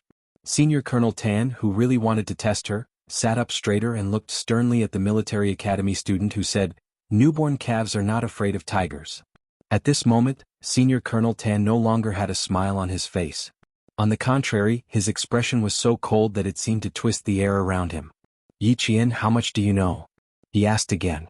He didn't test her anymore and asked directly. From Yi Qian he saw the toughness that a soldier should have. He didn't give in to power and disdain to scheme. It was better to speak openly and honestly when talking to them. Yi Qian didn't like to test people. Since the military commission had already intervened and the commander-in-chief said that they were all trustworthy leaders, she trusted the commander-in-chief's arrangements and also trusted this senior colonel in front of her. She looked at the senior colonel with her clear black eyes and replied calmly, "Chief Kai said a lot.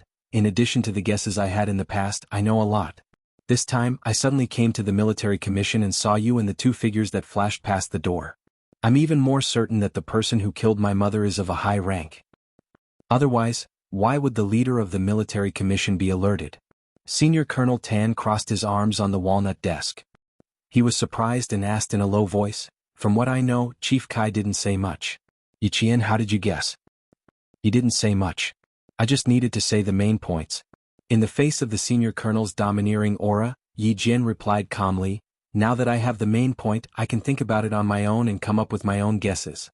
It's not a difficult thing for me to do, sir. First of all, my mother's life was erased for no reason and no one in the military noticed it when she was alive. Even the military didn't know about it. This alone shows that this person's identity is not simple. Secondly, your appearance and the appearance of the other two chiefs shocked me. This shows that my mother's sacrifice is not simple. Also, I know that when my mother came back, the Prime Minister personally covered the flag and told the military to take good care of me. However, before the second year of the Chinese New Year, I didn't receive any special care from the military. On the contrary, Chief Kai and the others thought that I died when I fell into the water at a young age. Chief, do you think I can't guess what's going on? I've guessed many things but I still can't believe it."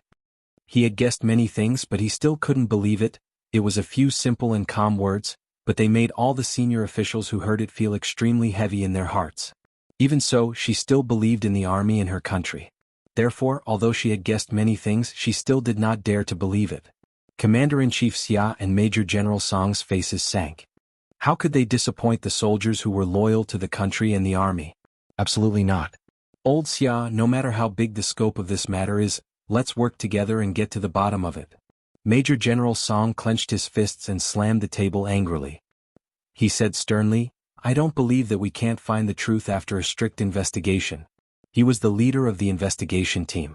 The highest leader had given him full authority to investigate this matter in order to give martyr Sun Xueqing justice. In the meeting room, Yi Qian gave his own guesses. They were all based on what Chief Kai had said before. It was so reasonable that Senior Colonel Tan nodded his head repeatedly. Occasionally when he raised a question, Yi Qian would immediately answer it. He would also use his own careful reasoning to rationalize the situation. Chapter 1996. He was eloquent and unhurried. His reasoning was so meticulous that it made people gasp in amazement. However, Yi Qian actually made a colonel and a major general look at him in a different light with just one conversation. This made Commander-in-Chief Xia even more satisfied than he already was. "Your guess is correct, Yi Qian. We invited you to the capital to tell you that there is something wrong with your mother's sacrifice. It's related to a major case from more than a decade ago." After hearing Yi Qian's speculation, Colonel Tan only felt that it was extremely terrifying to have a woman like this. He was even more glad that this woman entered the army and was loyal to the army and the country. Luckily she wasn't spoiled. Luckily, she was still an upright person and didn't go down the wrong path. With her intelligence, if she went down the wrong path, she could still make a name for herself. Since she had already guessed this point, there was no need to be guarded against some words. He could also let her know that the military commission attached great importance to martyr Sun Xueqing's death. "We have already become a special investigation team to investigate martyr Sun Xueqing's death. The former director of the Linchuan Military Region's political department, Major General Song, will be the investigation team leader. The military commission's secretary, Lieutenant General Miao, will be the person in charge. The military commission's secretary, Secretary Miao, will be the general supervisor. We will conduct a comprehensive investigation into martyr Sun Xueqing's death. You were never disappointed in the country, and the country never gave up on you. It's even more impossible for a martyr to be humiliated like this after her sacrifice. The country won't allow it, and the entire army won't allow it." Yi Qian stood up and saluted Colonel Tan. His dark and bright eyes were filled with his trust in the country and the military. "I've always believed in it. Justice may come late, but it will never die. This is great. Mother, your daughter didn't stand up for you in her previous life. In this life, your daughter can openly walk into the military commission's office and tell the leaders that you didn't die in battle, but were murdered. Yijifan, no matter how powerful the people behind you are, no matter how high you climb, pulling you down is no longer my biggest headache. With the military commission's investigation, your good days are over. The big case from more than 10 years ago was brought up again. The dusty history was no longer covered in dust. The truth buried in darkness was only waiting for the sharp sword of the military commission to split it open and let the truth be revealed again. The conversation was over. Major General Song turned off the monitor and praised Commander-in-Chief Xia. Amazing, amazing. This cadet from the military academy was really something. I'm really glad that she's a military school student with the right values. If she had chosen the wrong path, she would definitely have caused trouble everywhere. He was too smart, so smart that it was terrifying. There was no shortage of smart people in the military, but Yi Qian's intelligence was not the intelligence of a flexible mind, but the intelligence of his ability to do things. She had meticulously dissected and slowly sorted out the clues, and in the end she had actually gotten close to the truth. Listening to her analysis and her guesses made people break out in cold sweat for no reason. Commander-in-Chief Xia didn't like the last sentence. What did she mean by able to choose the wrong path and cause trouble everywhere? Even if Xiao Yi didn't join the military, she wouldn't be a bad person. Even if she didn't join the military, she's still an honest child. Just now when she said, "I've guessed a lot, but I still can't believe it," it's enough to tell that she's an honest and righteous child. Commander-in-Chief Xia definitely had to protect his future daughter-in-law. Major General Song still didn't know about the relationship between Yi Qian and family Xia. When he heard this, he nodded in agreement. She's indeed an honest child. He suddenly changed the topic and said with great interest, "Old Xia, this is a good seedling. Your side even covered up her information. You're going to train her to be the sharp knife of the army." Chapter 1997. After the conversation with Yi Qian ended, Commander-in-Chief Xia also planned to leave. When Major General Song asked about Yi Qian's future plans, he pondered for a moment and said, "I have such a plan. But before that, we have to investigate the case of martyr son Xueqing. I don't want anyone to use their power again and cause the country to lose another outstanding soldier." Yi Qian has an uncle who is now the director of the Southern Province Construction Bureau. Back then she was fostered in his house. Yi Qian just said that the mastermind behind the scenes didn't dare to kill Yi Qian directly. They might have instructed Yi Jifan to raise her into a useless person. Old song, although beating the grass won't startle the snake, you can still startle the snake this time. Investigate Yi Jifan's history and let the Central Committee for Discipline Inspection get involved in the investigation. First, remove his official position. Then, pay attention to who in the military will care about Yi Jifan's fall.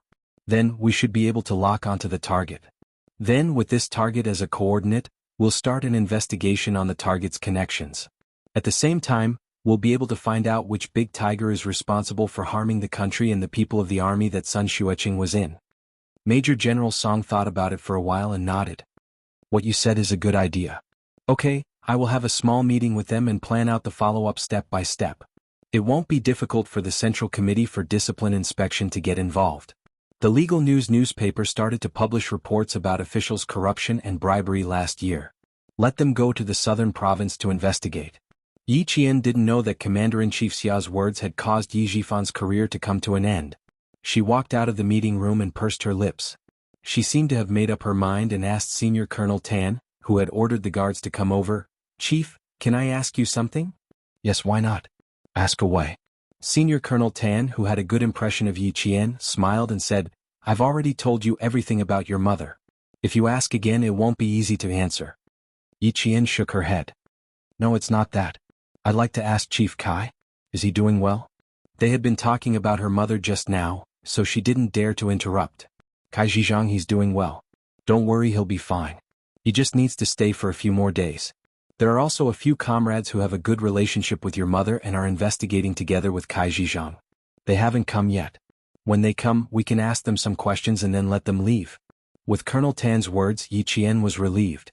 Just then, a guard came over and he followed the guard out of the military discipline inspection building. She always walked fast.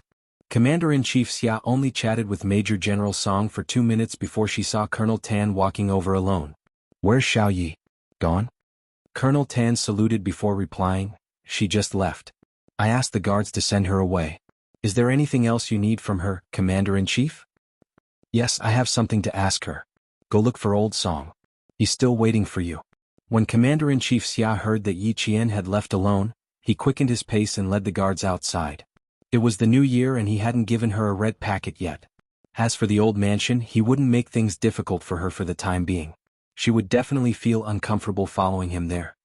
He could only wait for his brat to come back and take her to the old mansion to visit Old Master and Old Madam. Yi Qian had already asked the sentinel at the door. She knew that the commander-in-chief hadn't left, so she stood outside and waited. In less than 5 minutes, she saw the commander-in-chief hurrying out with 2 guards. "It's good that you didn't leave. I was talking to Old Song and when I came out, you were gone." Commander-in-Chief Xia signaled the guard to drive the car over. He then asked Yi Qian, "There's nothing else here. Do you plan to return to the southern province now? Or do you want to stay in the capital for a few days?" Chapter 1998. Before Yi Qian came, she thought that she would have to stay in the capital for a few days to cooperate with the military commission's investigation. Who knew that they would just let her go after asking her a few questions? Therefore, when Commander-in-Chief Xia questioned her, Yi Qian actually felt a little uneasy. Since she was already in the capital during the New Year, it would be rude of her not to go to Commander-in-Chief Xia's house to give her New Year's greetings. But if she were to go, Captain Xia was not by her side. Would it be inappropriate for her to go just like that? There was also one more thing to consider. Commander-in-Chief Xia should not be in the courtyard for the New Year. He should have returned to the family Xia's old residence in Beihai's old alley to spend the New Year with Old Master and Old Madam. If she wanted to go over, wouldn't she have to go to the old residence? It was winter, and Yi Qian's forehead was dripping with sweat. She wanted to be gracious, but she really could not bring herself to say that she wanted to go to the old residence to give her New Year's greetings. She even felt a little nervous. After thinking for a few seconds, she replied respectfully, "Before I came, I thought that I would have to stay in the military commission for a few days. I didn't expect to leave so soon. Commander-in-Chief, I haven't decided whether to return to the southern province immediately or stay in the capital for a few days to play." "Just say what you want." Who is Commander-in-Chief Xia? He was a dignified general, who knew how many demons and ghosts he had revealed with his fiery eyes. It was better for her to be honest and not try to play tricks. She really did not expect to come over in such a hurry. The military commission only found out how much she knew about her mother's case and told her that the people involved were not simple. They also reminded her not to get involved. The entire conversation was completely different from what she had imagined. Everything he said was for her sake. There wasn't even a single word of reprimand, let alone making things difficult for her. Commander-in-Chief Xia felt a little helpless at her respectful attitude. As a very open-minded parent, he had repeatedly expressed to his future daughter-in-law that he was an easygoing elder. But in the end, she was still as reserved in front of him. She lowered her head and looked at him submissively. She did not have the imposing manner she had when she was talking to committee member Tan. Could it be that he had no affinity at all? Commander-in-Chief Xia, who suspected that he was not amiable enough, smiled pleasantly and said, "If you want to stay in the capital for a few days, I'll ask your sister Yue to come and play with you. If you want to go back to the southern province to accompany Old Qin, I'll ask the guards to send you to the airport now. I won't take you to the old mansion today. If Old Sixth was here, I would have asked him to pick you up without hesitation. But he's not in the capital now, so I'll have to wait for him to come back." Commander-in-Chief Xia could naturally see the hesitation in Yi Qian's heart. This child was quite good. He never put on airs in front of the people around him and was open and honest. Family Xia didn't need a scheming daughter-in-law, nor did he need a daughter-in-law who was full of schemes. Family Xia just wanted a daughter-in-law who was as indomitable and broad-minded as a man. Yi Qian knew that Commander-in-Chief Xia must have seen through his concerns. He pursed his lips in embarrassment and said, "Commander-in-Chief, when Captain Xia comes back, I will go to the old mansion to visit Old Master and Old Madam." He planned to go back to the southern province on the same day. Okay. I'll tell Old Sixth about your intentions and ask him to set a time with you to visit Old Master and Old Madam. It just so happens that the 2 elders have been looking forward to your visit." The guard had already driven the car over. Commander-in-Chief Xia got into the car and said directly, "Go to the airport." Yi Qian felt relieved and grateful at the same time. He felt that Commander-in-Chief Xia's family was very easy to get along with. In the future, yes, in the future, she would be filial to the Commander-in-Chief, Old Master and Old Madam. Chapter 1999. Thinking of this, Yi Qian blushed. She was determined to marry Captain Xia. Do whatever you need to do when you return to Southern Province. Don't be distracted by the conversation with the military commission. I believe you've seen the military commission's attitude towards you, so don't take it to heart. In the car, Commander-in-Chief Xia maintained a gentle tone and told Yi Qian that he was a friendly and open-minded parent. Sixth brother didn't accompany you during the new year. I hope you can spend the holidays happily and don't burden yourself. Dad, Yi Qian, who was still blushing, almost choked on her own saliva. She thought uneasily, did the Commander-in-Chief see through my thoughts just now? The thin-skinned Yi Qian felt her face heat up even more. Commander-in-Chief Xia saw this and laughed out loud. He teased, little Yi, you can't be so thin-skinned if you want to get along with sixth brother. Do you still remember what I said? She remembered everything and did not forget it. Yi Qian, whose face was burning red, nodded. I remember. I need to be more thick-skinned. That's right. Sixth brother's skin is known to be thick-skinned. If you want to subdue him, you need to train yourself to be more shameless than him. However, the two of you have your own way of getting along. I'm just giving you a suggestion. I don't know if it'll work. She wondered if being thick-skinned was hereditary. Yi Qian thought silently and felt a chill in her heart. How could she think like that? The person sitting next to her was the commander-in-chief. In front of you, looking at your military rank, I still don't dare to be presumptuous. Yi Qian knew that the commander-in-chief was teasing her because he saw through her restraint. Yi Qian pursed her lips and smiled gently. If I want to be on Captain Xia's level, I need to continue practicing. Commander-in-Chief Xia could tell that his future daughter-in-law was being reserved not because he was not friendly enough, but because she respected him from the bottom of her heart. He suddenly felt a headache coming on. If that's the case, we should still meet more often. Commander-in-Chief Xia was not just saying it. He was seriously considering it. Military Academy students will be assigned to the company to study during the second semester of their second year. Little Yi, why don't you come directly to the military to study? Yi Qian was shocked. To study? To study. She hurriedly said, if I have time off in the future, I will definitely come to the capital to visit you. Then it's settled. The commander-in-chief laughed heartily. Even though he was wearing a military uniform, he still looked like an amiable elder. For some reason, Yi Qian had a feeling that the commander-in-chief had been waiting for her to say that. There was some distance between the Military Discipline Inspection Commission and the airport. The guard in the front passenger seat booked Yi Qian's flight for 2:00 p.m. Commander-in-Chief Xia looked at the time. It was only 11:00 p.m. He could still go to the airport for a light meal. Worried that the Yi family would be waiting for him, the commander-in-chief called the old housekeeper and asked him to tell old Master Xia and old Madame Xia that he would not be home for lunch. Yi Qian, who heard the commander-in-chief's call to the Yi family, sat up straight. He was afraid that he would make a noise. The old housekeeper would not ask about his master's itinerary in detail. Commander-in-Chief Xia saw that he agreed and ended the call. He continued to chat with Yi Qian about daily life and matters in the military. Although Yi Qian was a little reserved, she was not so reserved that she stuttered when she spoke. She was in awe of the commander-in-chief. She felt that she could express herself well. She spoke fluently and could answer any of the commander-in-chief's questions immediately. However, Commander-in-Chief Xia felt that she still had a lot of room for improvement. When the guard went to collect her plane ticket back to Nan Province, Commander-in-Chief Xia said earnestly, "Little Yi, you can be in awe of me in the military. But you don't have to be in real life. You can still talk back to Dad like sixth brother." Yi Qian, who almost couldn't hold her plane ticket properly, could only nod. Her back was sweating profusely. "Take care of yourself. I'll come back to visit you next time." Her heart's ability to withstand the pressure from the commander-in-chief increased.